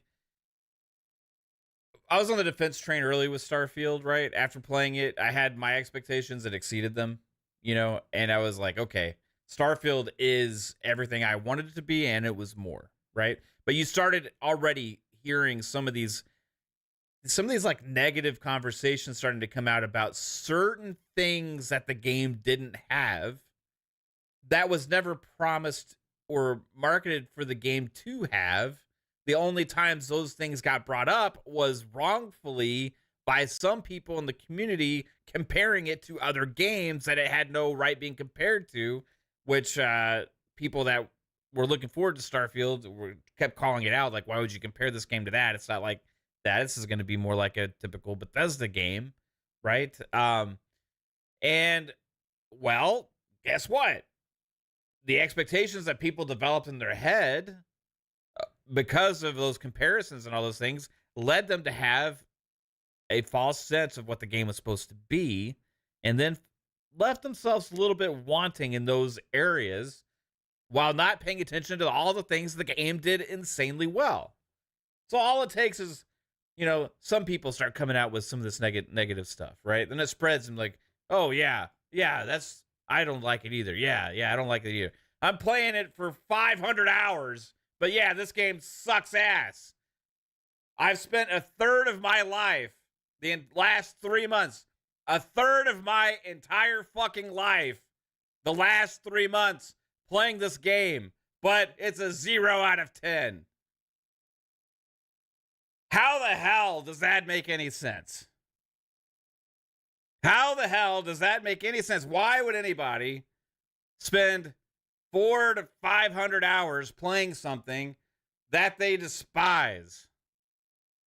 I think we could all find better uses of our time.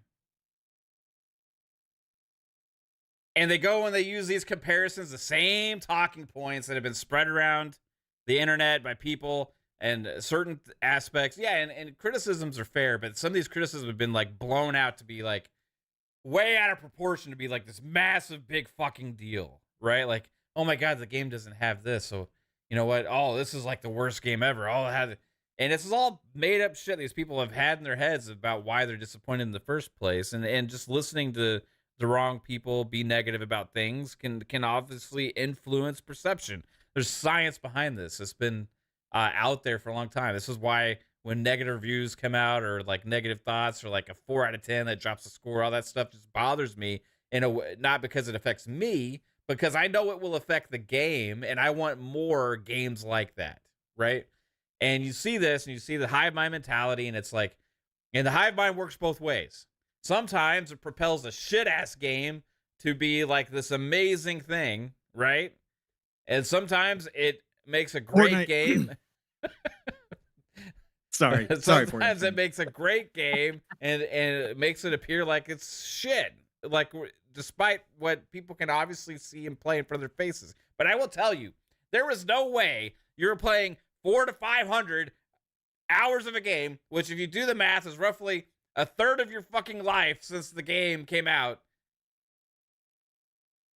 and think it's bad. What were you doing? What were you doing? Why? You should be ashamed as a human being to waste that much time on something you hate. Why? Why would you do that to yourself?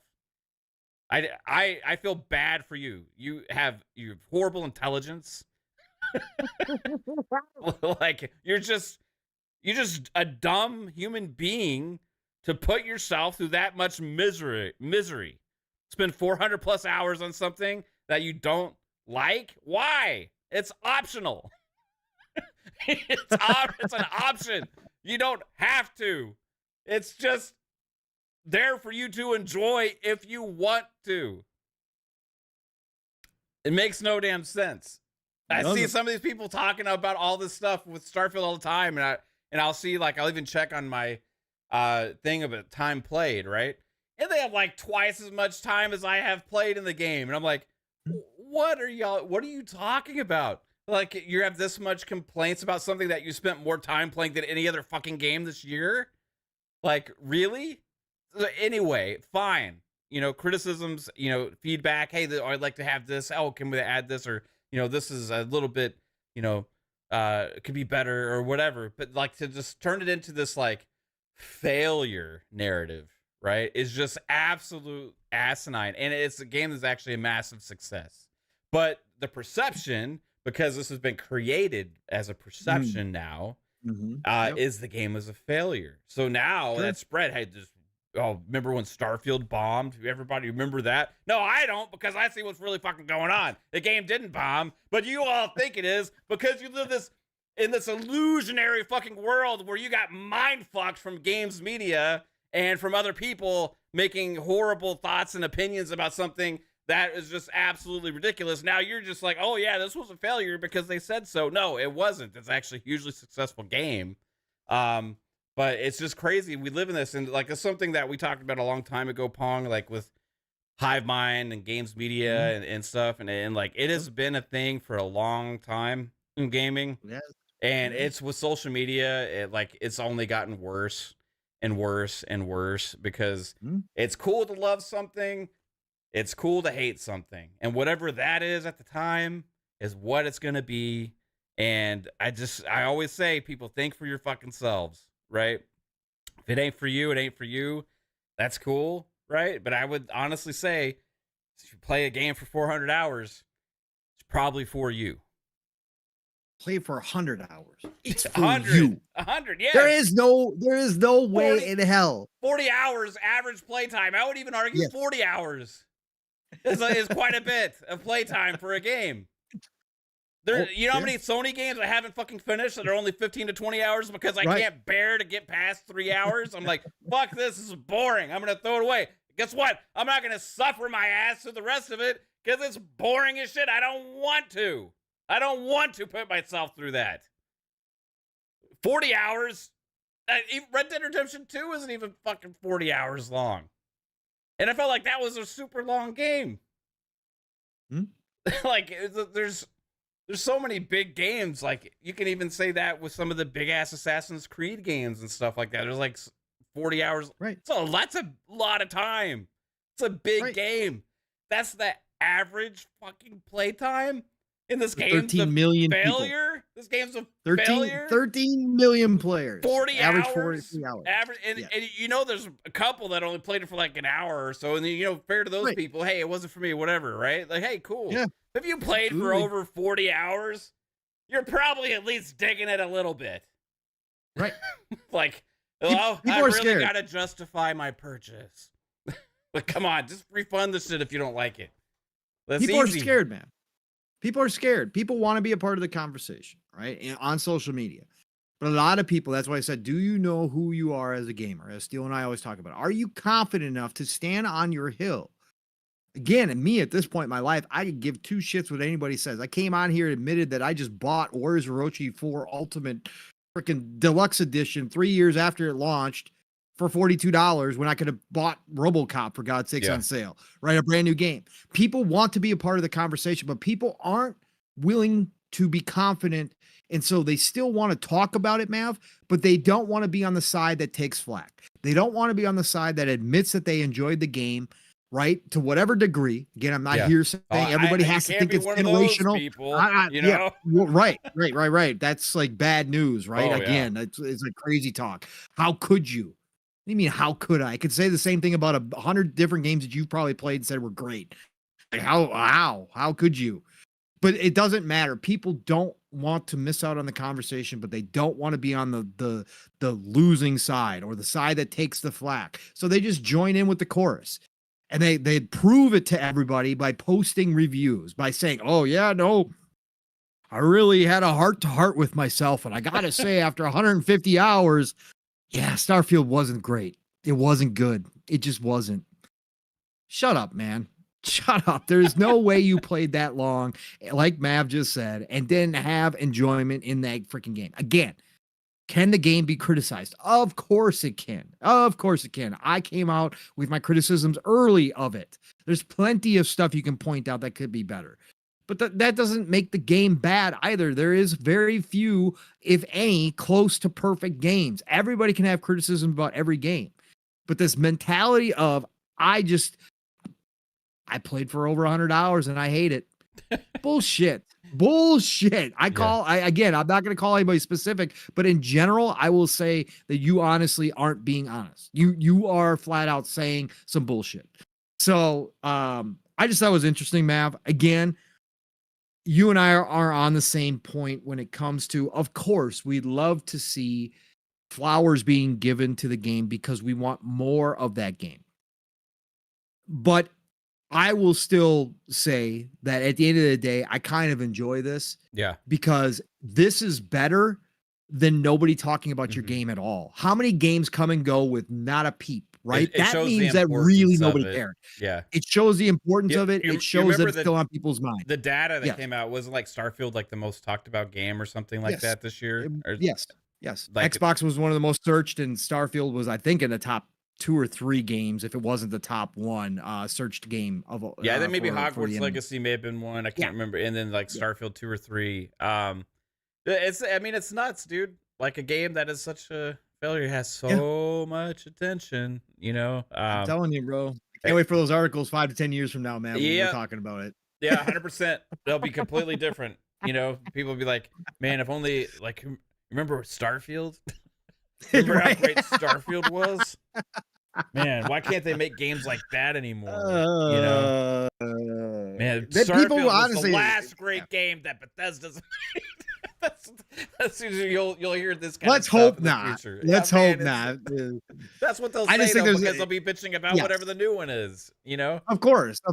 There's just a bunch of people out there who, honestly, I do believe nowadays they've changed their enjoyment, or their style of game that gives them enjoyment has changed, right? Because of where the industry has gone, and they just no longer find it, Bethesda games, as entertaining. I do believe there's a portion that are being real about that and are disappointed that they no longer feel that same excitement that they did for Fallout 3 or Skyrim or Oblivion or Fallout 4. They went in saying, oh, Bethesda's going to reignite my passion for their games.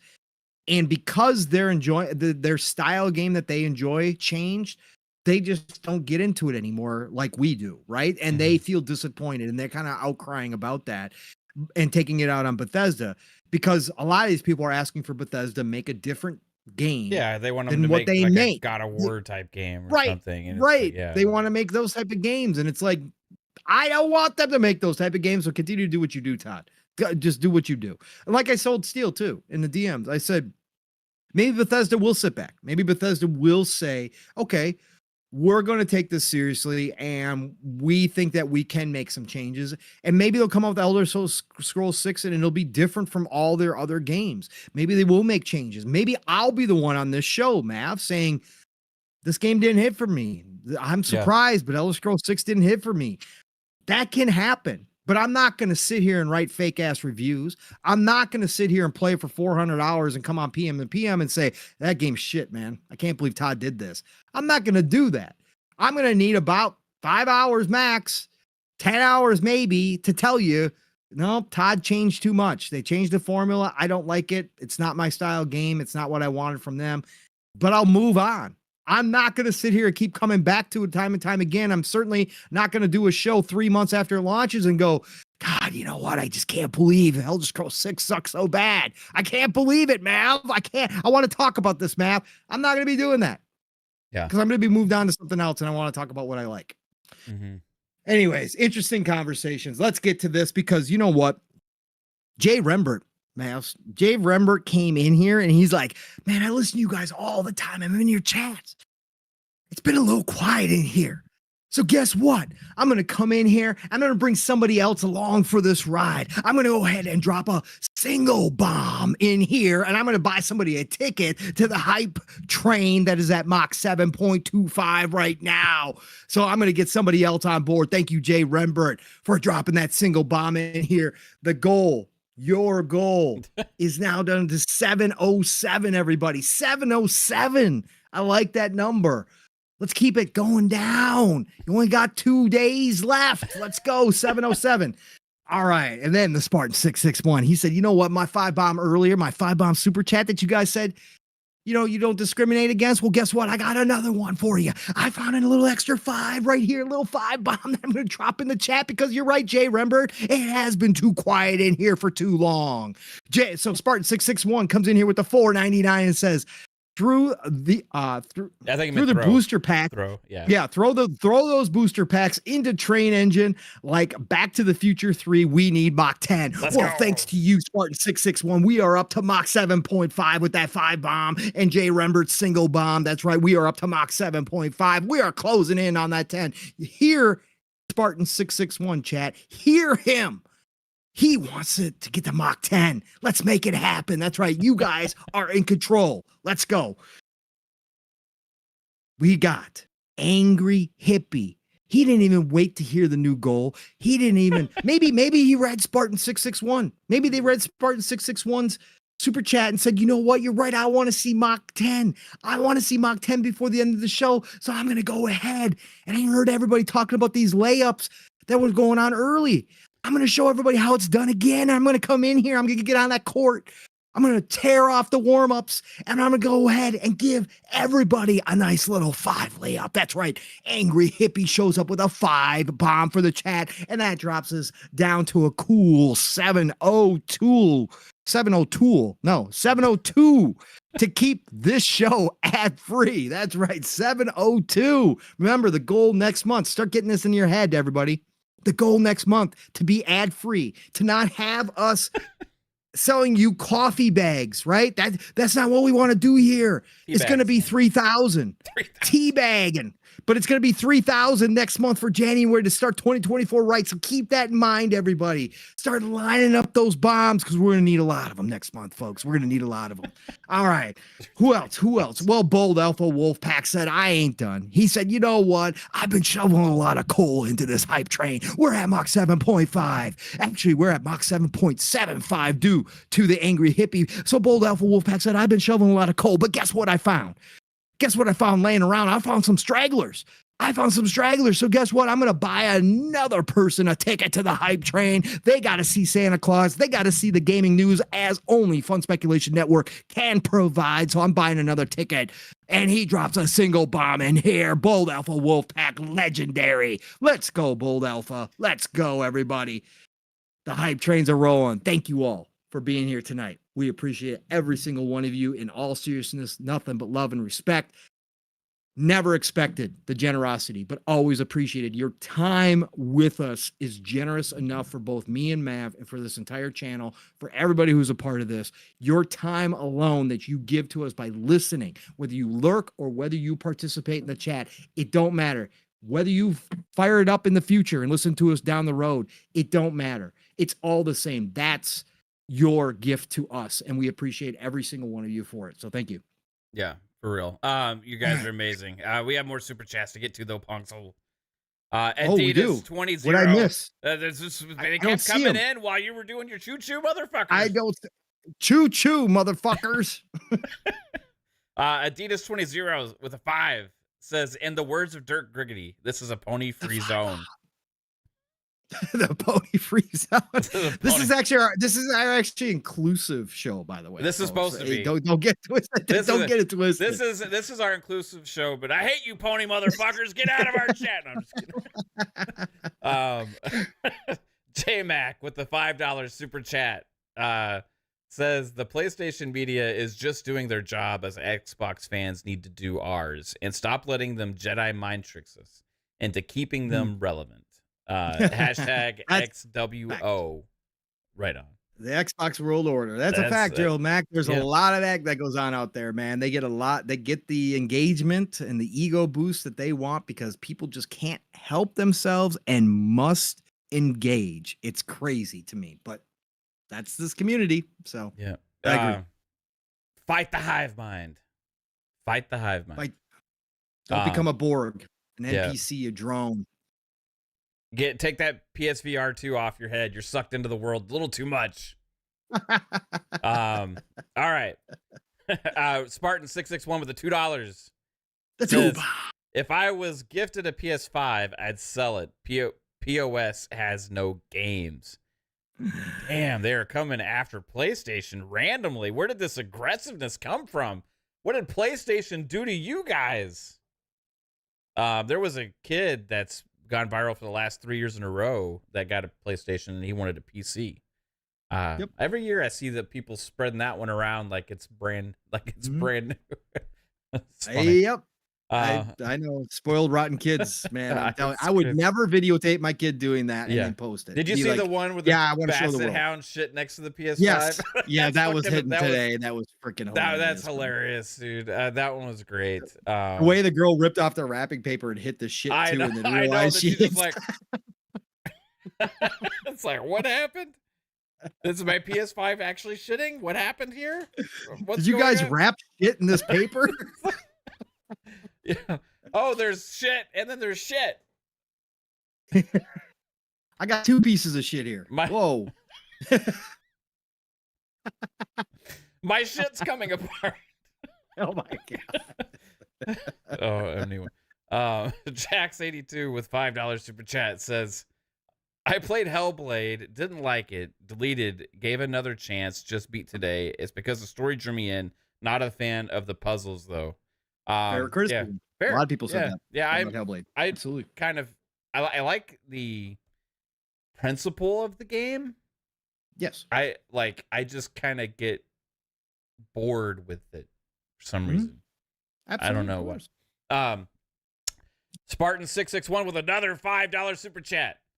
The 5 bombs are dropping. Let's go. It says Starfield on the last 4 months of the year, and it was the most talked about game of the year. Game of the year, in my opinion. No game from Sony has that stature. Yeah. Agreed. Yeah. I agreed. I'd have that argument. Or that ambition. That ambition. It's the way that it's talked about. Again, people love Spider-Man, and it's sold a ton of copies, and people love God of War. It sold a ton of copies. Last of Us, same thing. Uncharted. They got a lot of quality. They've got a lot of good to great games out there, but none of them have the conversations around it like Starfield. Last of Us 2 had a lot of conversation because of what he decided to do to the story. And there was a lot of that talk. There was a lot of people who hated the game, including myself, just simply because he changed his story and I wouldn't play it. Yeah. But at the same time, that conversation died off. It's not, again, that's why I've always said that Bethesda makes the games I want to play, because they go on and on and on, and they are true role-playing type games. And they're not that type of game where you just sit down and eat it all up and then go, God damn, that was a great meal. Glad I finished it. That's not what Bethesda games are. Bethesda games are continuous buffets, never-ending buffets. And they just keep resupplying you with food. That's what it is for me. But you're right. The conversations never happen like this, generally speaking, around any other games outside of something like a Starfield. And that shows the power that they do have still to this day. Choo-choo, motherfuckers. Choo-choo. Thank you for all those layups, everybody in the chat. Amazing. Showing everybody how it's done out here. Appreciate you all. And guess what? I just got a report from the front of the train, man. I just got a report from Santa Claus. He was screaming because it's so freaking fast right now. He can't even hear himself think, but he finally got a good look at the speedometer. And guess what? The hype train is now at Mach 8.0, everybody. We just hit Mach 8.0. We are only 2 away from that Mach 10 that Spartan 661 so badly wants to see tonight. Thank you all for those 5 bombs for feeding the hype train all that coal. Thank you very much. Right on, man. Hi, Santa. Man, we haven't even got into the other platforms for 2024. No. We're going to do that right now because we are going to jump into this because obviously we're not going to do a long ass show tonight because I got to get up in the morning and we started late, but I want to talk about 2024. That was our main topic tonight. And that includes everything, Matt, because when we talk about this year, 2023, yes, we sit back and say, God damn, Xbox had a great year. And we could talk about that in of itself. But when we look at all the totality of 2023, right? It's all the systems wherever you were playing. Again, so people here would obviously say, except Sony, but let's be real. Sony still did drop Spider-Man 2, right? They still got that out the door. It's whether you like it or you don't, whether you think that's a big game or it's not. It is a popular IP. It was one of the most anticipated games of the year, and they got it out the door, right? So when we talk about 2023 in whole, and you and I both have said this before, Mav, and we're in agreement that this is one of, if not the greatest year of all time for gaming. And that goes a lot of decades between the two of us that we've seen come and go. And yes, of course, in the moment certainly can affect that feeling, because there's certainly a lot of years when you go through the history of video games that show up that you can go, wow. I mean, my God, so many IP. Plus, back in the day, we used to get whole trilogies in one generation, like Mass Effect, right? Like BioShock. We got whole entire trilogies of some of the greatest franchises of all time in one generation.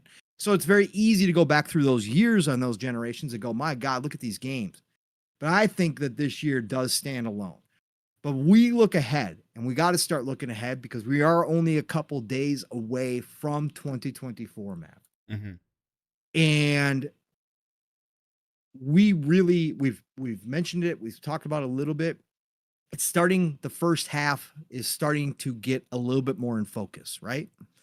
And I'm going to pull this from GameSpot to help us out here, Mav. But I just want to talk about what the early part of 2024 is looking like and what potentially we could see out of 2024. And can it actually even be better than 2023, right? We had huge games this year, like Starfield, like Tears of the Kingdom, right? Like Spider-Man 2.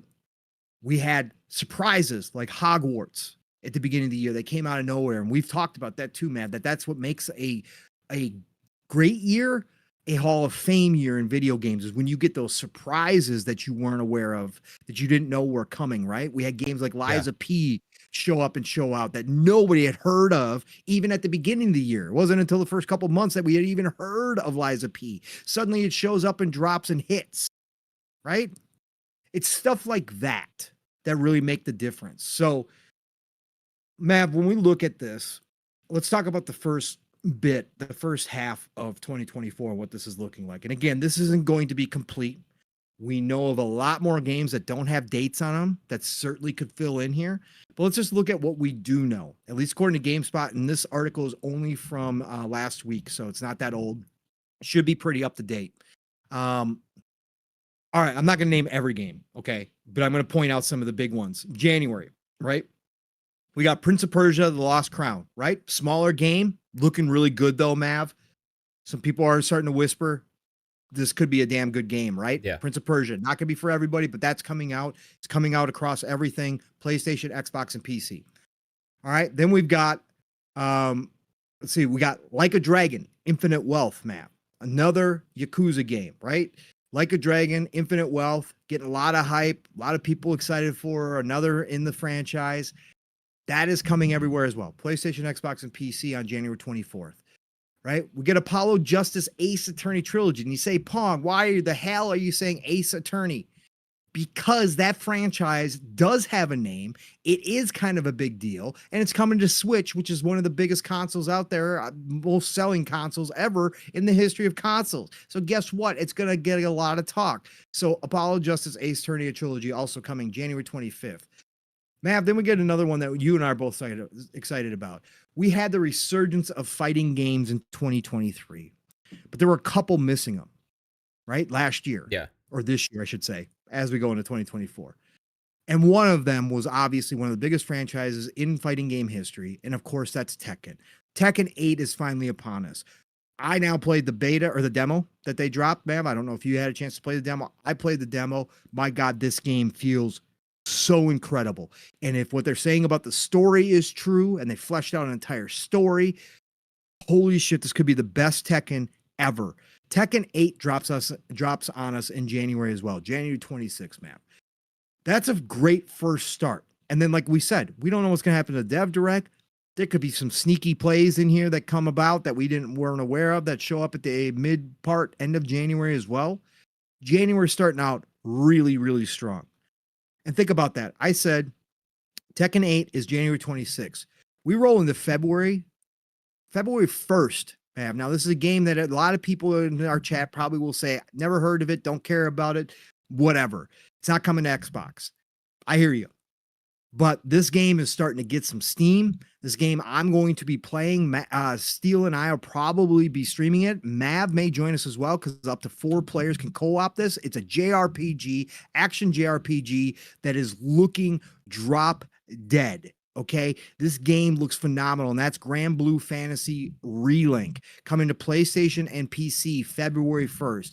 Looking awesome. Now, a game that has gotten some mixed, well, I should say more negative than positive talk about it already, Mav, but a game that was delayed out of last year, right? It was delayed till February 2nd.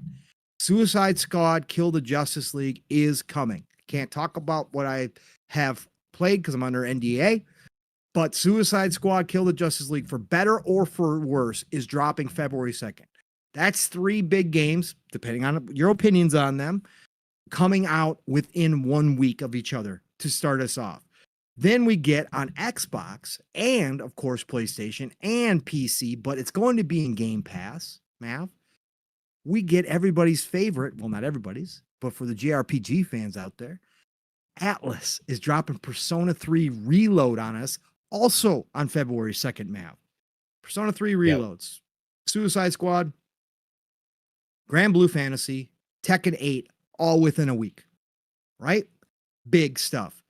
Mav, doesn't end there. February 8th, Mav, a game that you and I and Steel and maybe Jasper, we'll see where he's at, whatever.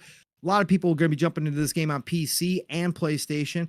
Helldivers 2. Again, biggest game in the world? No, it's not the biggest game in the world. Is it an established, known franchise? Kind of. But guess what? They're doing something different here, and it's getting pushed by PlayStation marketing because, of course, they need to push marketing. Helldivers 2 looks really good, though. Let's see what else we got in here, Mav. We are still in February. Mav, we're getting Tomb Raider 1 through 3 remastered for everything. PlayStation, Xbox, Switch, and PC dropping on Valentine's Day. Shout out to Laura. February the 14th. We're getting Tomb Raider 1 through 3 remastered. I am going to be trying to hop into that day one. That's the original, the old school originals, right? Yep. Yeah, the old school remasters. Yep. Correct. When they actually had tomb raiding, when they actually had puzzles, when they actually did all that stuff. I can't wait to see this. This is going to be awesome. Mav, I don't know. I mean, both you and I are out on this, but people are still talking about it. It's finally here. 6-7 years in development. Skull and Bones is dropping on us, right? Skull and Bones is coming in February as well, Mav. So you know what? There's a lot of Ubisoft fans out there. Gotta say it's kind of a big deal. And who knows, it might surprise some people.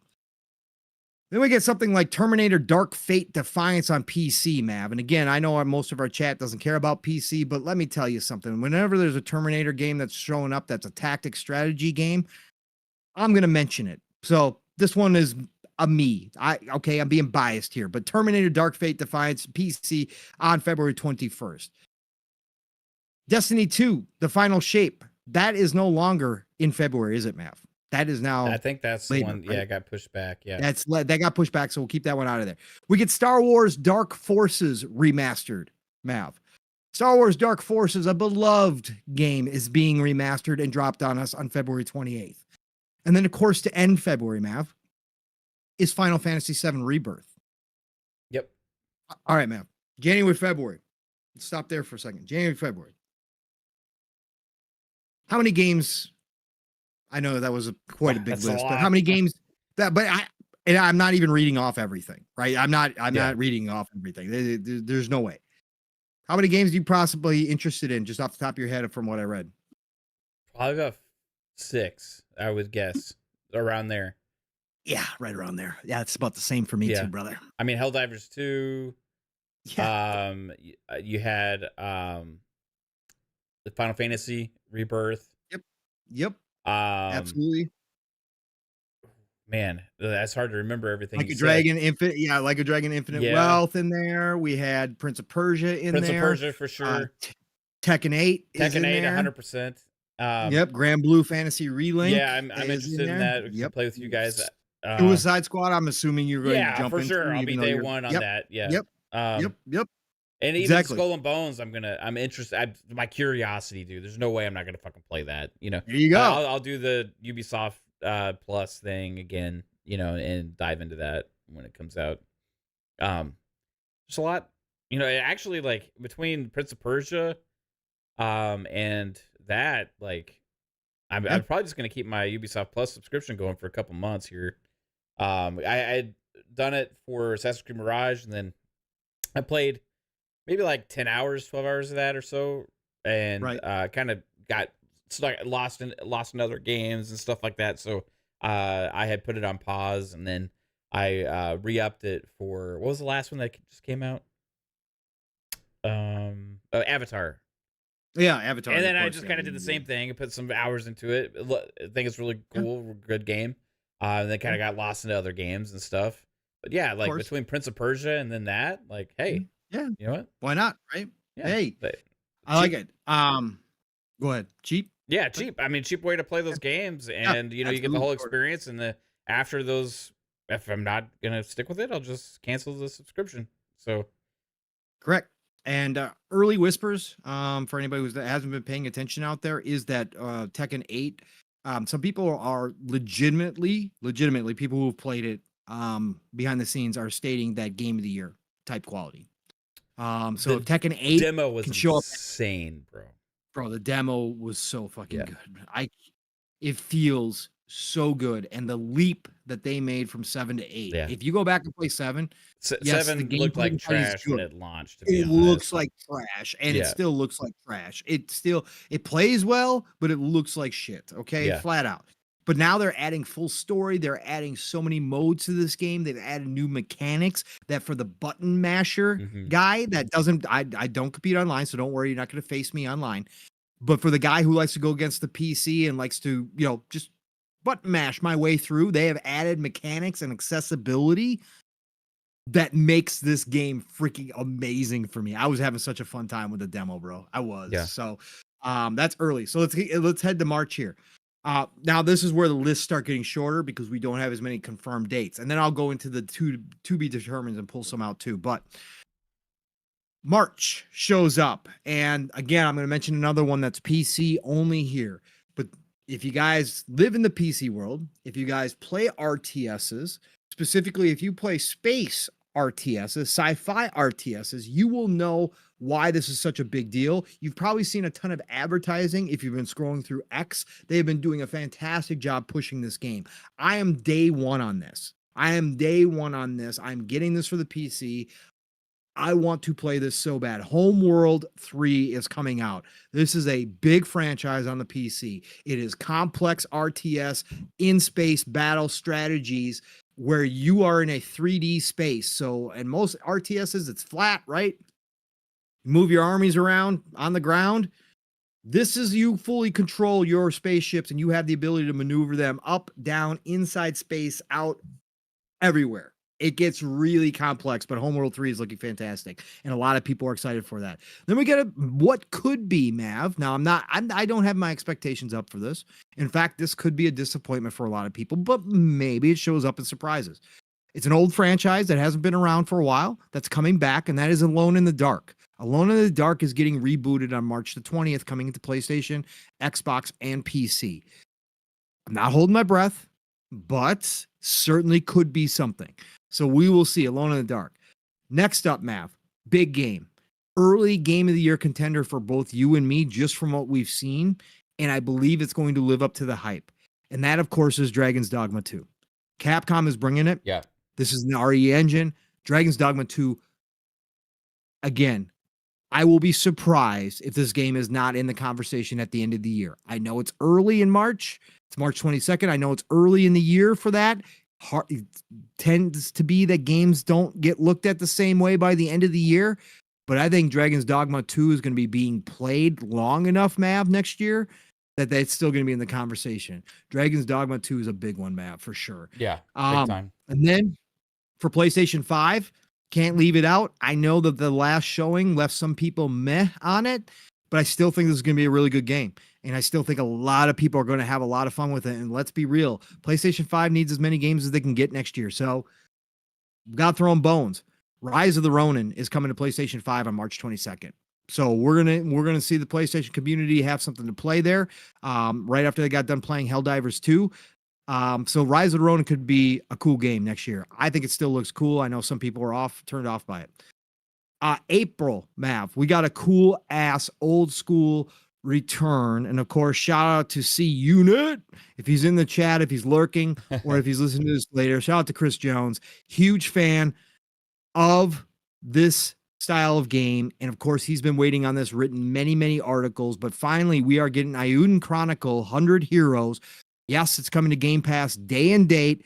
It is going to be a cool game to have drop into Game Pass. That is coming to Xbox Series consoles, Xbox One, PS5, PS4, Switch, and PC, April the 23rd. A lot of people looking forward to Eiyuden Chronicle. So that is another big one. Then let's go. May has nothing in here. However, I'm going to mention one that we know is May already. They did not update this, obviously, Mav, even though this was December like 17th or something. Star Wars Outlaws is May. Star Wars Outlaws is with Dragon's Dogma 2, 1A and 1B on my most anticipated game list next year. Star Wars Outlaws, of course, from Ubisoft, Mav, looking pretty damn good, sir. Looking pretty damn good and right up my alley. And then June, yeah, they corrected it here. The Destiny 2 final shape. Mav, again, March, from what we know right now, again, these lists are getting shorter because we don't know as much. Let me keep going here real quick. Let me go because there's only a couple left here. August, Black Myth Wukong, Mav, could be massive. Could be massive. Could be the next big Souls game for everybody, right? If they do it right. Black Myth Wukong, September, Warhammer 40K Space Marines 2, which is going to be amazing, Mav. Amazing. Already looking good. They're taking an extra year to polish it. More power to you. More power to you. So, Mav, Dragon's Dogma 2, right? We got Rise of the Ronin, which I know you were kind of interested in for the PS5. Eiyuden Chronicle 100 Heroes. Definitely been both on our list. Don't know how much we'll play or when we'll get to it, but it's there. Obviously, Black Myth Wukong, depending on what it is. I may even try it just because it looks so damn good. And then Warhammer 40K, I'm already sold. What do you think about that? Yeah, I mean, Rise of the Ronin for sure. What was Dragon's Dogma for sure. Absolutely. Those are my two big ones, probably. And then what was May? Oh, Star Wars Outlaws. Star Wars Outlaws. Yeah, I should put it in there. That's 100%. I mean, there's like another 5 or 6 there that have dates that I'm actually interested in, to play. Eiyuden Chronicles, 100 Heroes, coming to Game Pass. Also, there's so much, man. And the thing is, like, this is not including a lot of games that we know are coming earlier in the year, probably that just don't have dates yet. So already, the first like 6 months is just like slammed with great games. Correct.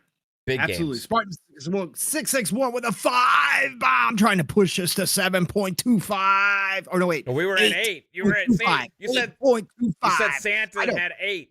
Santa had 8. We are at 8.25. Do you think that 343 will give us a DLC for the Halo campaign before the new game comes out? The new leadership has been doing an awesome job so far. I'm going to leave this one to you, Mav. Do you think we get campaign DLC for Halo before they launch a brand new Halo game, whatever that looks like? No. You think they're not going to touch it at all? Not campaign. Even as much as we all want it, I think they've pretty much come out and said that they're not working on any campaign content.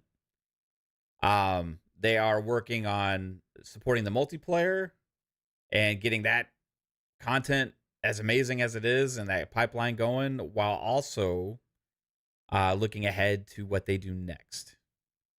So they already have plans for After Infinite, and that is what they'll be working on. Story-wise, right? So, I would have loved to see that original vision with a 10-year plan of potential campaign content, all these things come out. Like I thought the game would have been fine. But there's a lot of dream killers out there. This hive mind stuff, just like everything else.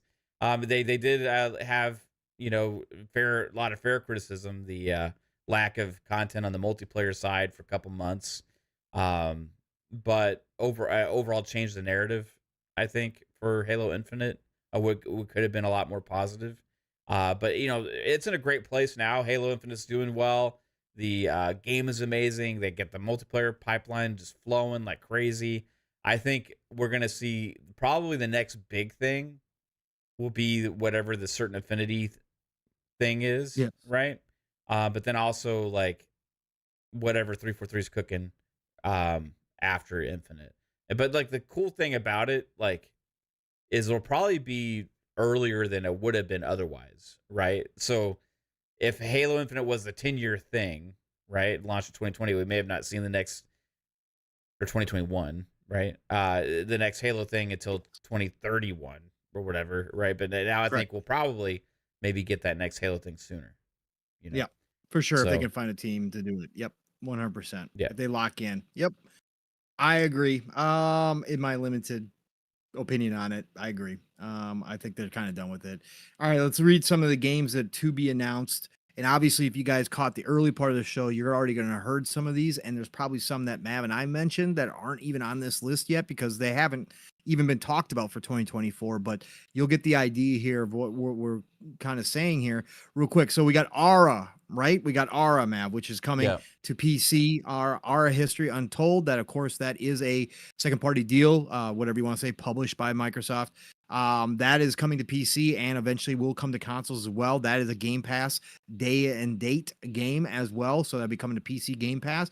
Avowed potentially next year. Again, that's been the plan. We've heard some smoke, maybe not, but we'll see because Phil has mentioned it multiple times. Booty's mentioned it multiple times when they've been listing off the games coming down the road. So Avowed is still in there for sure. Let's see what else we got in here, Mav. We've got, let's go down. Call of Duty Warzone Mobile will be a huge moment when this launches. Again, neither Mav nor I are big mobile fans, but there's billions of people who are mobile fans. And again, Call of Duty Warzone and mobile is going to be a huge launch and probably will have the Microsoft phone store by then as well, the mobile store by then as well. So that's going to be a big get right there. And a lot of people are going to be playing it just period. Got Chrono Odyssey coming out next year, another JRPG.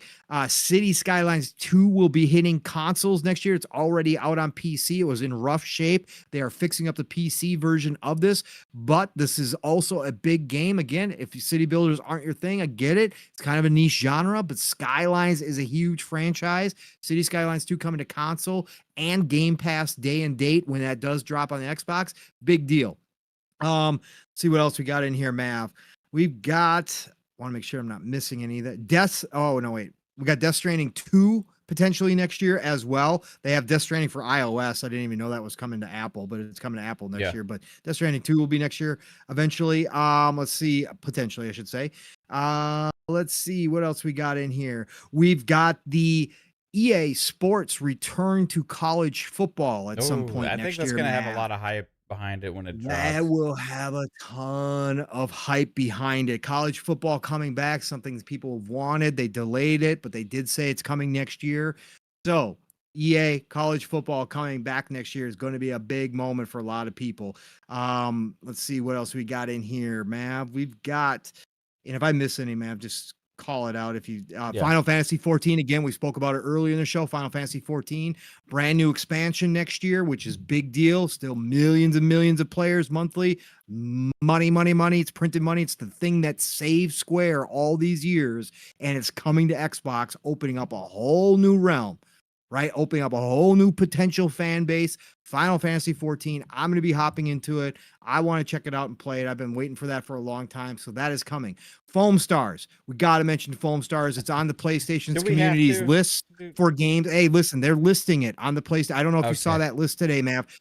Again, I think everybody here who knows who I'm talking about. Made a list of upcoming games next year, included a ton of multi-plat third-party games in their map to make the list big.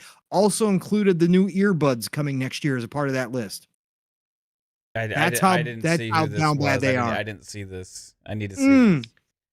That's how down that bad they are. And he, of course, included Foam Stars as well. So we got to mention it. Foam Stars, big, massive Square Enix game, could be the big multiplayer game PlayStation has been looking for.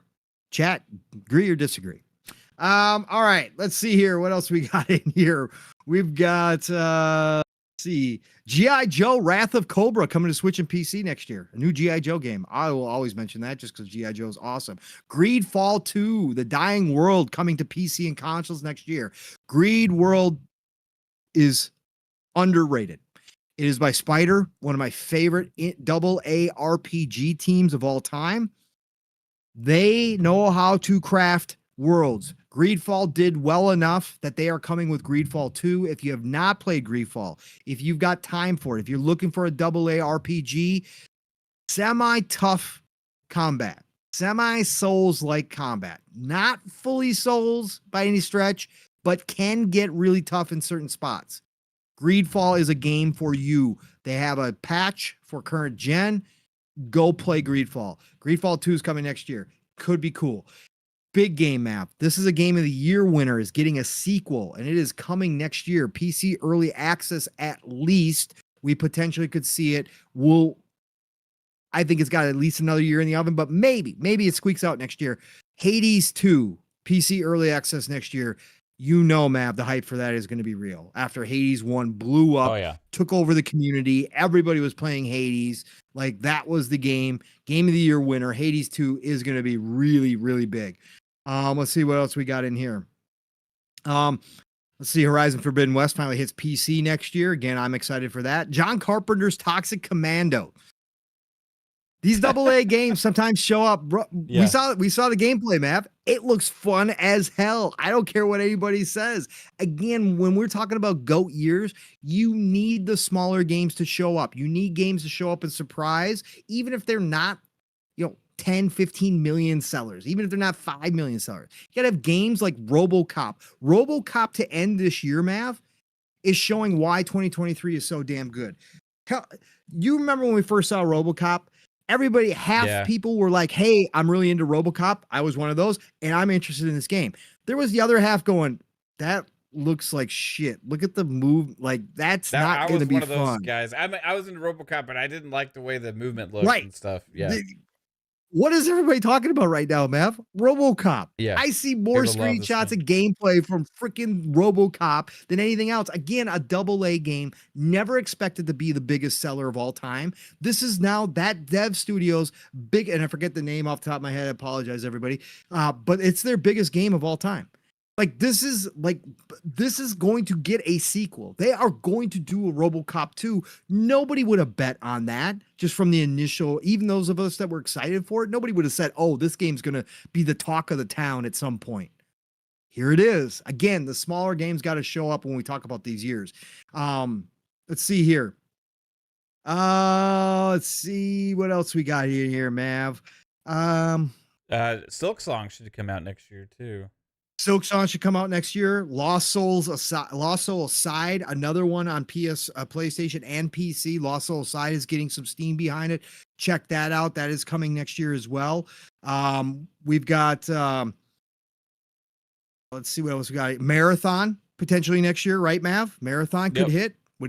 Marathon could be. Well, no, that one got pushed back. No, that's right. It got pushed because it got pushed because of never mind. Scratch that, everybody. Sorry. It's supposed to be Concord. Is supposed to be next year. Concord could be next year, which was not on this list. So yeah, Concord could surprise PlayStation Nation next year as well.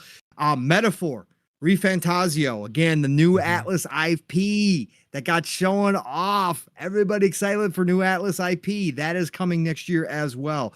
That is going to be a big deal when that drops. What else we got in here? We got let's see. Yeah, we haven't even talked about all the Xbox ones, but that's all. Yes.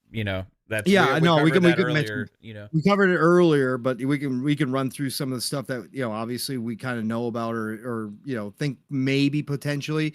Because let me see here if there's any other big ones that I can name off the top of my list right now.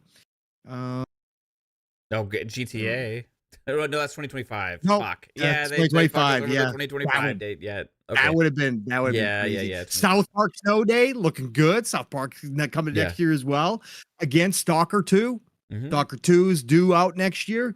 Stalker 2, good surprise. I know there's been mixed reactions with people who've demoed it, but again, that team's working hard. Had a lot of extra time because of obvious all the problems they've had.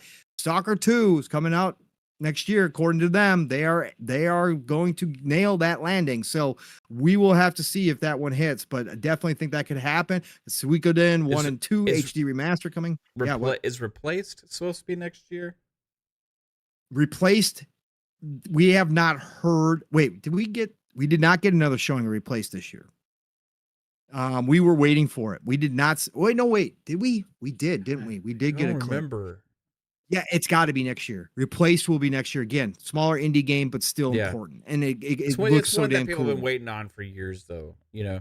Yep, absolutely, 1000%. We are getting Teenage Mutant Ninja Turtles: Mutant Mayhem next year, Mav, for PC and consoles.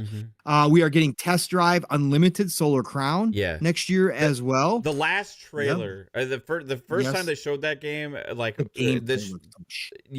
last year. Yeah, the whole bad, fake. right. We're all gonna drive. The devs are gonna drive together. Oh they just did a new trailer that looks a lot better. So I don't know if they made some good progress or what. We'll see. We'll see. It's got my interest again a little bit. So okay, all right. The First Descendant getting a lot of good buzz for people who played the beta. This is going to be the free-to-play game. Again, you need all types of games. It doesn't always have to be AAA $70 games that come out in a year to make something great. We got the First Descendant coming next year. Yeah. Could be the next big free-to-play Destiny-like game that captures people. Again, Steel, I trust Steel. Steel's played a ton of these types of online multiplayer games, right? These MMOs, all this kind of stuff. He's played a ton of Destiny. He's played a ton of all these. Yeah. It's gotten better and better every time he's gone into the beta tests. Every time he's had more positives to say. The First Descendant's got a lot of potential. Could be a big game next year that maybe some people weren't expecting up to this point. So could show up. In the spirit of that type of game, there's also supposed to be Heartland. Yes. Division Heartland. Division Heartland next year. X Defiant is also right around the corner. So it was crazy as we talked about all the 2023 stuff, right? And it was like how amazing it was, and but like a game like the Finals just came out, and it's just lighting the world on fire. Like it's one of the most played games right now, right? Yep. And that's from a brand new studio, you know, and they have another potential release for next year. Correct. And that's in Arc Raiders. In Arc Raiders, yep. That is due at some point, and we are excited about it. The Finals is taking off too. They could be riding a high when they get ready to announce Arc Raiders, right? Or when they get ready to finally show off and get ready to launch.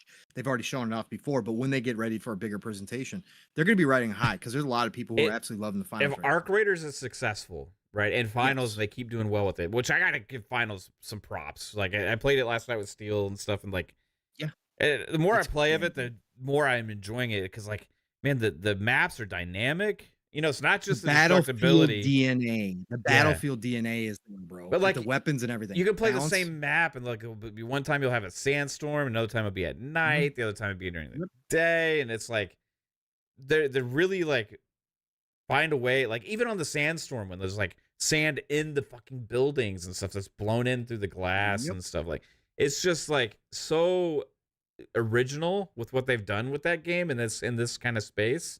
And it's successful. It's just their first game as that studio. So to see that and like to think that if Arc Raiders hits and like they keep Finals going, a brand new studio could have two big successful live service games. Like it'd be nuts, man. Like and Phil was out there supporting them early on. Yeah. Again, there's an old tweet from around 2019, I want to say 2018. When Phil started doing all of his traveling, where he visited Embark, and Burke Studios posted it way back in the day, him meeting the team and him on board early with this team. Again, ex-Battlefield devs, a lot of ex-Battlefield devs. It shines in the Finals. And it, like Mav said, if they can pull off Arc Raiders on top of it, this is a up and coming studio that certainly yeah. could be something big. Oh, even just the So final success, I mean, is like, yes, I mean, they got to yes. be super happy right now. Yeah, after playing it with Steel for Steel for a couple hours, and you, Mav, when you hopped in with us too, last weekend, I donated. I did buy some coins from them, because again, it's free to play.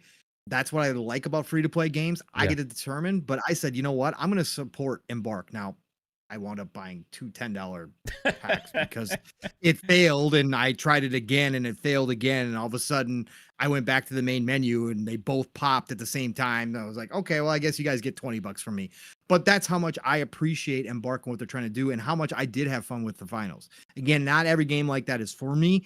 That competitive side of things, again, I play Call of Duties and that kind of stuff. But again, it's not what motivates me anymore. But playing with you guys and having a great time in there, and how polished that game is and how much fun it is, like you were saying, Mav, just with the dynamic levels and that kind of stuff. I donated to Embark because I have faith in that company and I want to see them do well, because that's an upcoming studio. I love what they got going on for sure. Absolutely. And then we got World of Warcraft, The War Within, coming next year as well. Again, another, deny it all you want, World of Warcraft is back on the upswing again, and they've got a roadmap, and they've got the original creator back as the head.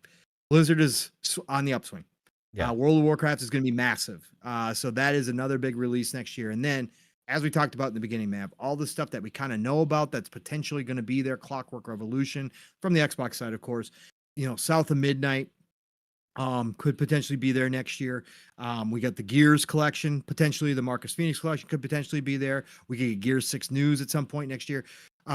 We've got so much other stuff. Towerborn, we got all these smaller games next year.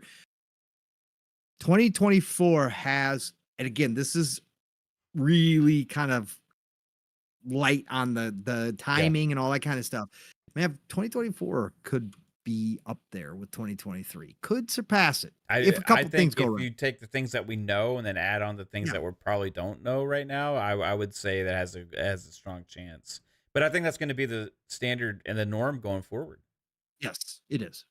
Yeah, we at least looking the next few years that we can look at. Yes, it feels like it's going to be that way. Right? I mean, because the industry is project the year after that. It's like, what's coming out then? Like Fable, maybe, or like it's like, especially from the Xbox side. Xbox is going to be delivering games every year. And again, in that list, we didn't mention the normals like Call of Duty. We didn't mention we didn't mention the Maddens, the 2Ks, all the normal top sellers that we get in a normal year. Right, that's your baseline of games. But again, I think, content wise, the quantity that we're going to get next year already is looking up to par with this year, if not surpassing it quantity wise. And we got to wait and see what else fills in, because we know we're going to get other stuff.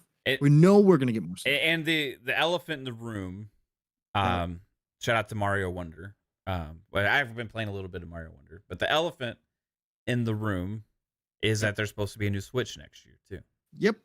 And with that, you would expect a couple of new games as well, right? And usually, finally, Metroid, if they follow the same path they did with the Switch, then they will have a couple of big releases with this new device, right? And so, hopefully, there's rumblings about an F-Zero, which, if they do that, like that was one of my requests, right? To bring back that game and that franchise.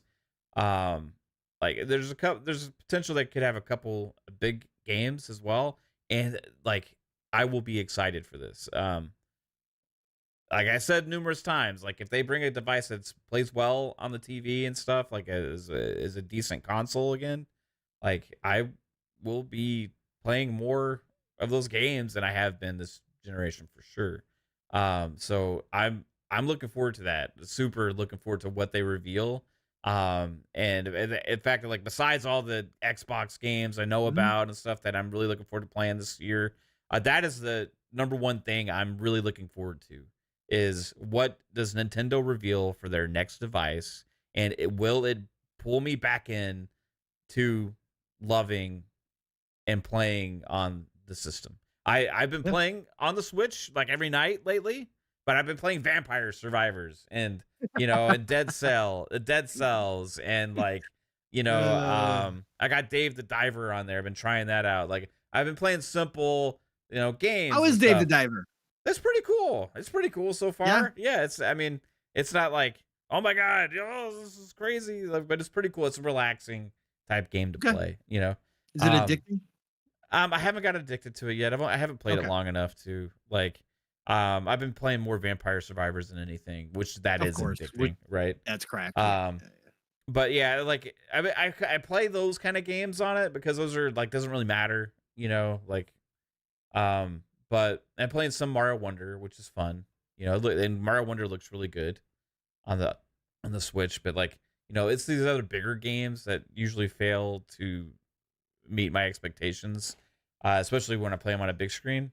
So like, will they have that device this year that's like, oh yes, you know? And I can't wait for that. I love when new hardware comes out, bro. I absolutely fucking love it. Like new Nintendos, new PlayStations, new Xboxes. I'm all in on that, and I can't wait to see. Hopefully, they like. Will they have back compat? Will they do this? What new games are they going to announce with it? All that kind of stuff. PS5 Pro. What kind of things will it come with? What will it look like? If that actually happens next year too, I'm looking forward to seeing that. Will Xbox have a revision, like the discless version, come out next year that was originally rumored, that's now rumored that was put on the back burner now because they're going next gen in 2026? All these different things, man. I fucking love new hardware, man. Like we're gonna have a lot to talk about.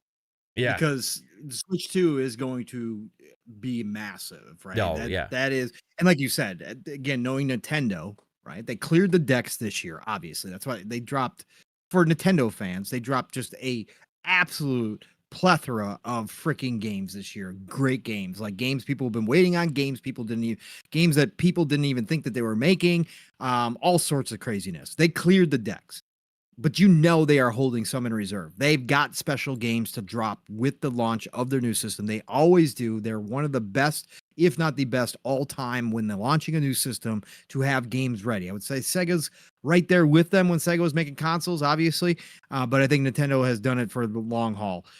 So they're going to have something ready, and that is going to be, just depending on how they do it, depending on when it happens, depending on price point, depending on a lot of things, it could be the biggest news story of the entire year, easy, hands down, for Nintendo. And they could launch that system with Game of the Year type games. Yeah. That are up for the awards at the end of the year. I have a question, though. Do you feel like people are so, like, because whenever I used to bring up, like, Nintendo needs different hardware, like, people are like, no, they never do. They never do. And I was like, eventually they're going to release new hardware, but it seems like people have been so overly content with the Switch. Yes. And I think they still are, right? Oh, they are. They are. They would be fine if you kept launching games. Yeah, for like 10 more years, and people are like, yeah, I'm down with the Switch, whatever.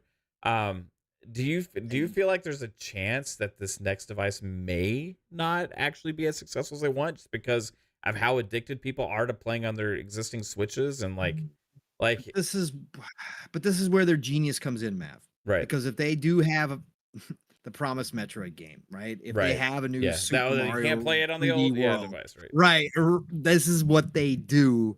They will drive those people to the new hardware, right? Mm-hmm. They will drive those people. That's why I'm scared, or that's why I bet that they don't do backwards compatibility, right? They're going to make everybody go buy this new system. They'll relaunch Tears of the Kingdom with a better version for the new system. Like, they're going to do what they've always done because that's their genius. Again, Nintendo has my attention, as I've said, for the first time in an extremely long time, decades. They have my attention with what I'm hearing about the Switch 2, but it has to be backwards compatible.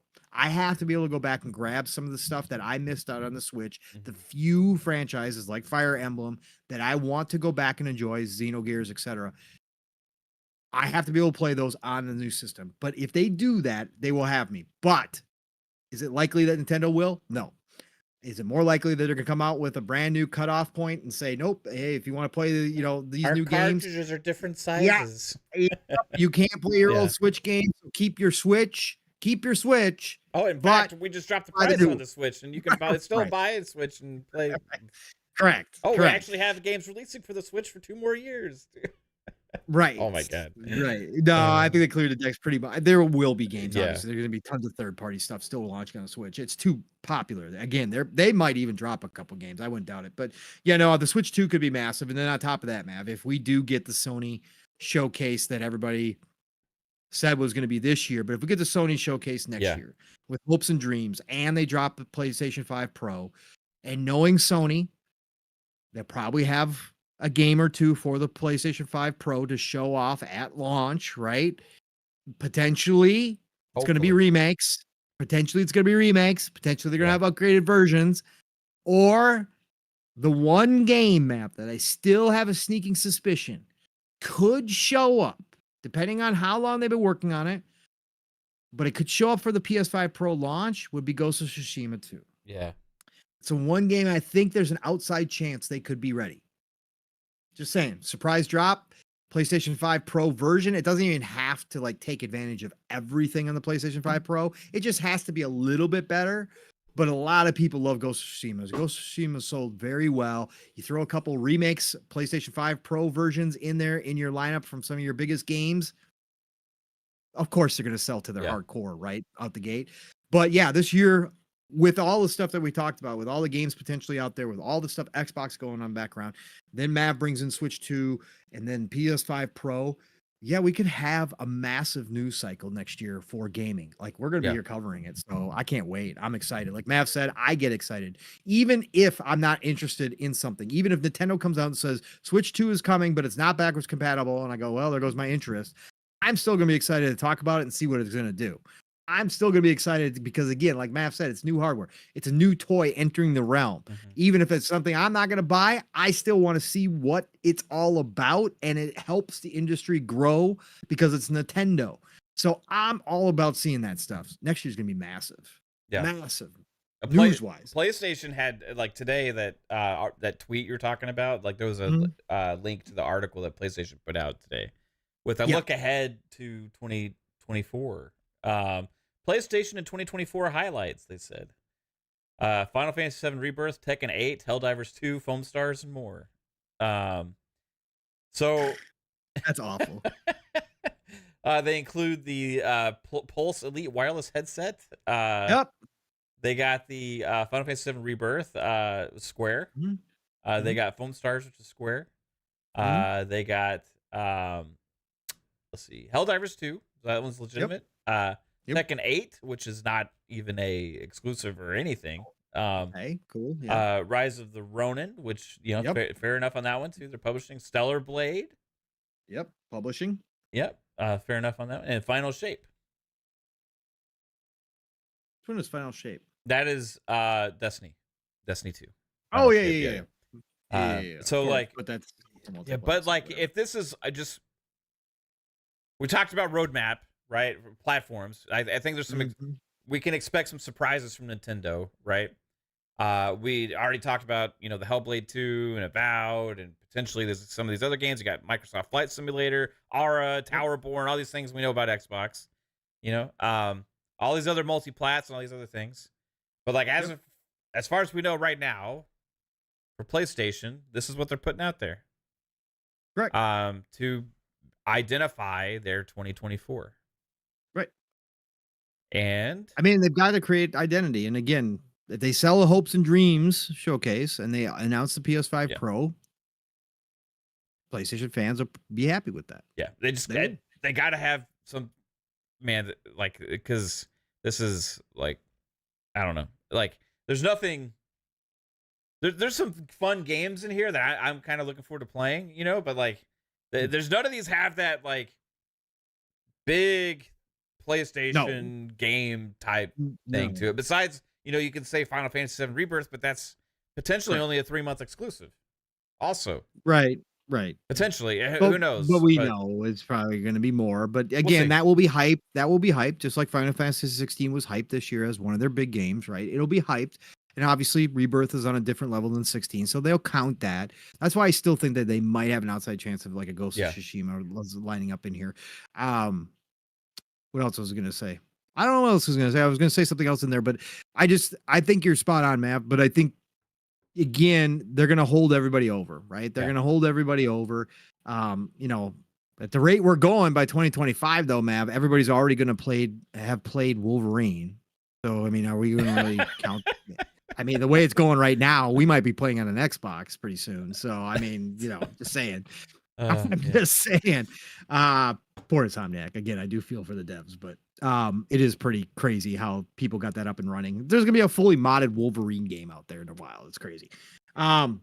Spartan 661 with the 499, the 5 bomb, getting us to Mach 8.5. That's right. It says, I guess Pong gets to sell teabagging for a living, and we just have to watch. Just know or hope he drops it like it's hot. Most of us like it sweet. Not today. Whoa. Yo, pause. Whoa. Pause. Whoa. I ain't dropping no tea bags like it's hot. Pause. You want a little salt? You want a little salt in your tea? I don't care how much other advertising we got to do. I'm selling coffee before I'm selling tea bagging myself. Woo. This is ocean water. Yeah. No, I think next year, I think we're looking forward to really, really great stuff, Mav. And I think when it's all said and done, we might be really surprised. I think it has the potential, despite how many big games launched this year.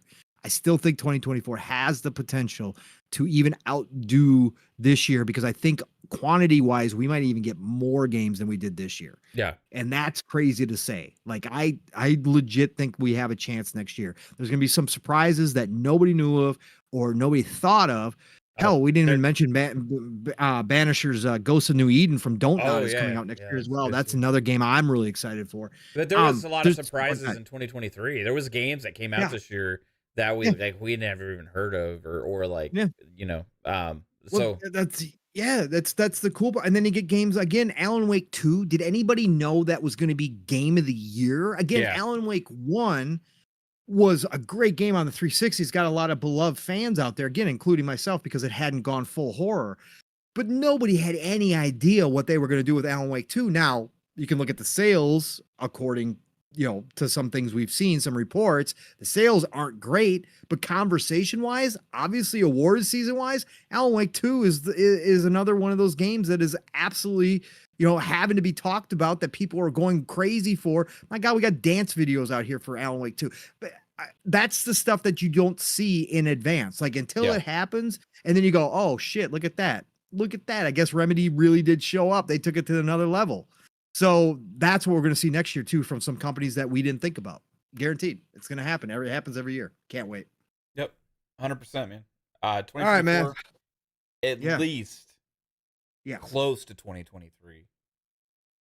Yes. Good It'll be chance close. it's going to tie it. And there's something like Switch 2 could push him over. Who knows? Yeah. Who knows? Yeah. Oh, so God, please be good. Switch 2, whatever you are, please be good. Oh, I'm rooting for it so bad, bro. Hey, like I said, they've got me peaked, or they got my interest peaked for the first time in decades. So yeah, they got me peaked. Do you need a cup of water to put those bags in? Okay. No, pause. But no, for me too. All I gotta say is backwards compatible. Yeah. That's all I gotta do. I'll be in. As long as, again, if any of the rumors that we're hearing is true, if they come out something like a Metroid out the gate, I actually like Metroid, and I want to see a new Metroid Prime that they promised. I would love to see that. And it looks great on my big screen. A new Ultimate Alliance.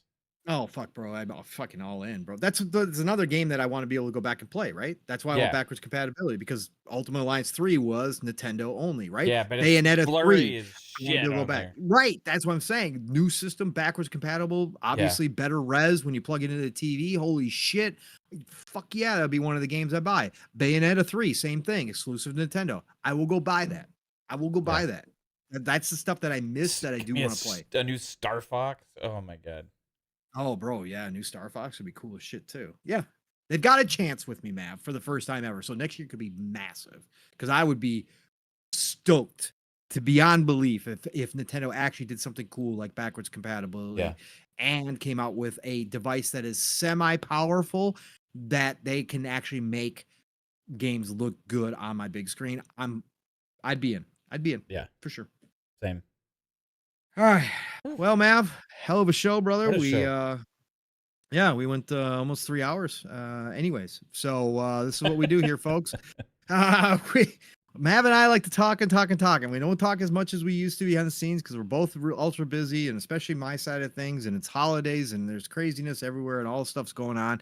So this is our time. Obviously we get Xbox Ultimate, but that's with the whole entire family. This is me and Mav bullshitting, and we don't do this as much as we once did. But what a great show. You guys, chat, absolutely freaking unbelievable. Again, the support. Even outside of the generosity, just the support to be here. Over 200 people here on a in-between holiday, end of the year kind of time frame where people got a lot going on. Just nothing but love and respect. No gaming news really either. No gaming news really, no either. Just nothing but love and respect for being here. And again, all the other stuff, the generosity, never expected, but always appreciated. And you guys just do a phenomenal job. I'm glad you think my craziness is entertaining enough to do the sub train. Appreciate you all for that. And just for being here again. So Mav, we are doing Xbox Ultimate. What else? You got anything else coming up this week at all? I don't know, man. Got it. We might have like a New Year's thing over here. So, like next week we won't have FSP or Fun Pop again because of the holiday. But we will be back again next week. I believe should be good to go for PM and the PM. And then for Xbox Ultimate. And Pong, we're only 2 shows away after today from 100, episode 100 of PM and the PM. That's crazy. In 2 shows. That's crazy. That's gonna be awesome. Everybody get ready for that. This was episode number 98. So might be a late start next week again, Mav, due to the holiday. Yeah, no problem. Obviously the chat didn't mind, so obviously they show up no matter what time we go. But no, we like to be normal, but next week because of holiday it might have to be. But yeah, that'll be cool, Mav. Episode 100. So that'll be what, January the 10th then? Is that January 11th, right? January 11th. I think so. Yeah, the 11th. So the 11th will be our 100th episode. So it'll be 111-24. 111-24 will be episode 100. Perfect. All right, let's go. Let's do it. Yeah. Nice. Besides that, maybe I haven't been able to stream as much lately, solo stuff or gameplay stuff and all that. So I want to do some of that. I'm hoping maybe I can this weekend, but we got to do some stuff around the house and get things ready. And we got a lot of other things going on right now too. So, but we'll see. So keep your eyes and ears tuned to see if there's any other kind of random impromptu streams or whatever. And then tomorrow night we'll have Xbox Ultimate Podcast. So looking forward to that. But what about you, Pong? Got anything going on? Any surprise guest appearances or anything? Nope, no surprise guest appearances. Don't have much time for those anymore. I've been asked a few times. I've had to turn them down because I'm just I can't do it, guys. I'm sorry. But no, nothing but a normal podcasting week since we were all off last week. So we're back to normal again, like Mav said. Again, Xbox Ultimate tomorrow night. And then, of course, Saturday morning, Steele and I are back for our final show of the year. It's been crazy over there in the chat as well. Just massive turnout for our shows, just much appreciated. When again, when you walk in there and you say, "Oh, you guys got 60 people here," that's massive for me and Steele. Me and Steele do it once a week. That's all we got time for, right? And Living Split Screen has been nothing but an absolute gift to my life and to Steele's life for us doing this on Saturday mornings. And you know what you're going to get. You're going to get 3+ hours, so buckle up and get ready. Jump on in there early. Again, 10 a.m. Eastern, 9 o'clock sometime is when the fun begins. But we are going to have a blast for our end of the year. Who knows what we're going to talk about? Steele's been surprising me with topics lately. Some things I didn't even know he was thinking about, and we've been diving into them. So, and we get the chat involved. So if you guys bring something interesting, we are always going to talk about that as well. So join us there. Living Split Screen. Split Screen is all one word.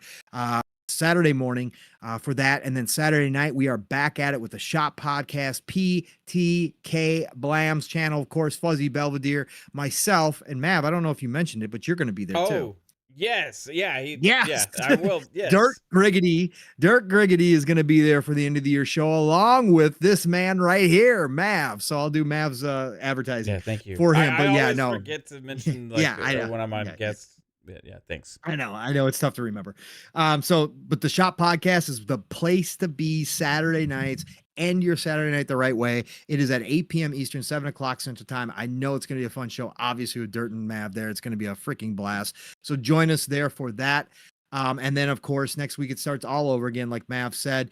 I think Boom might have a Tuesday show, might not have a Tuesday show, but Xbox Factor Podcast is most Tuesdays, 12 p.m. Eastern, 11 o'clock Central Time, now including my brother from another Steel Rain as well as a panel member. So if he does have one next week, join him there. Otherwise, like Mav said, we'll be back next Thursday for PM to PM. It might be a late start again because I got to get my work hours in, and with holidays, I kind of miss out on some. So, but anyways, other than that, everybody, what a hell of a year 2023 has been. Please, everybody, have a safe, happy new year. If I don't see you before then, please, again, whether your year was great, whether it wasn't so great, doesn't matter.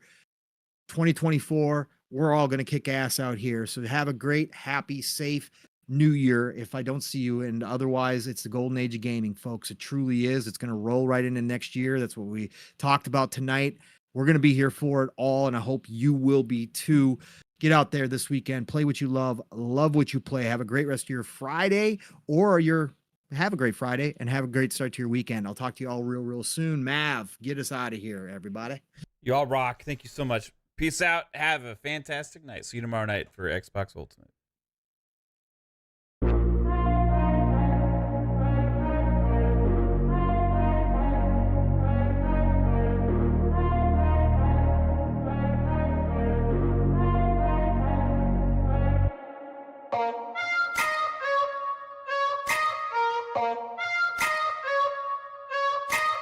Bye.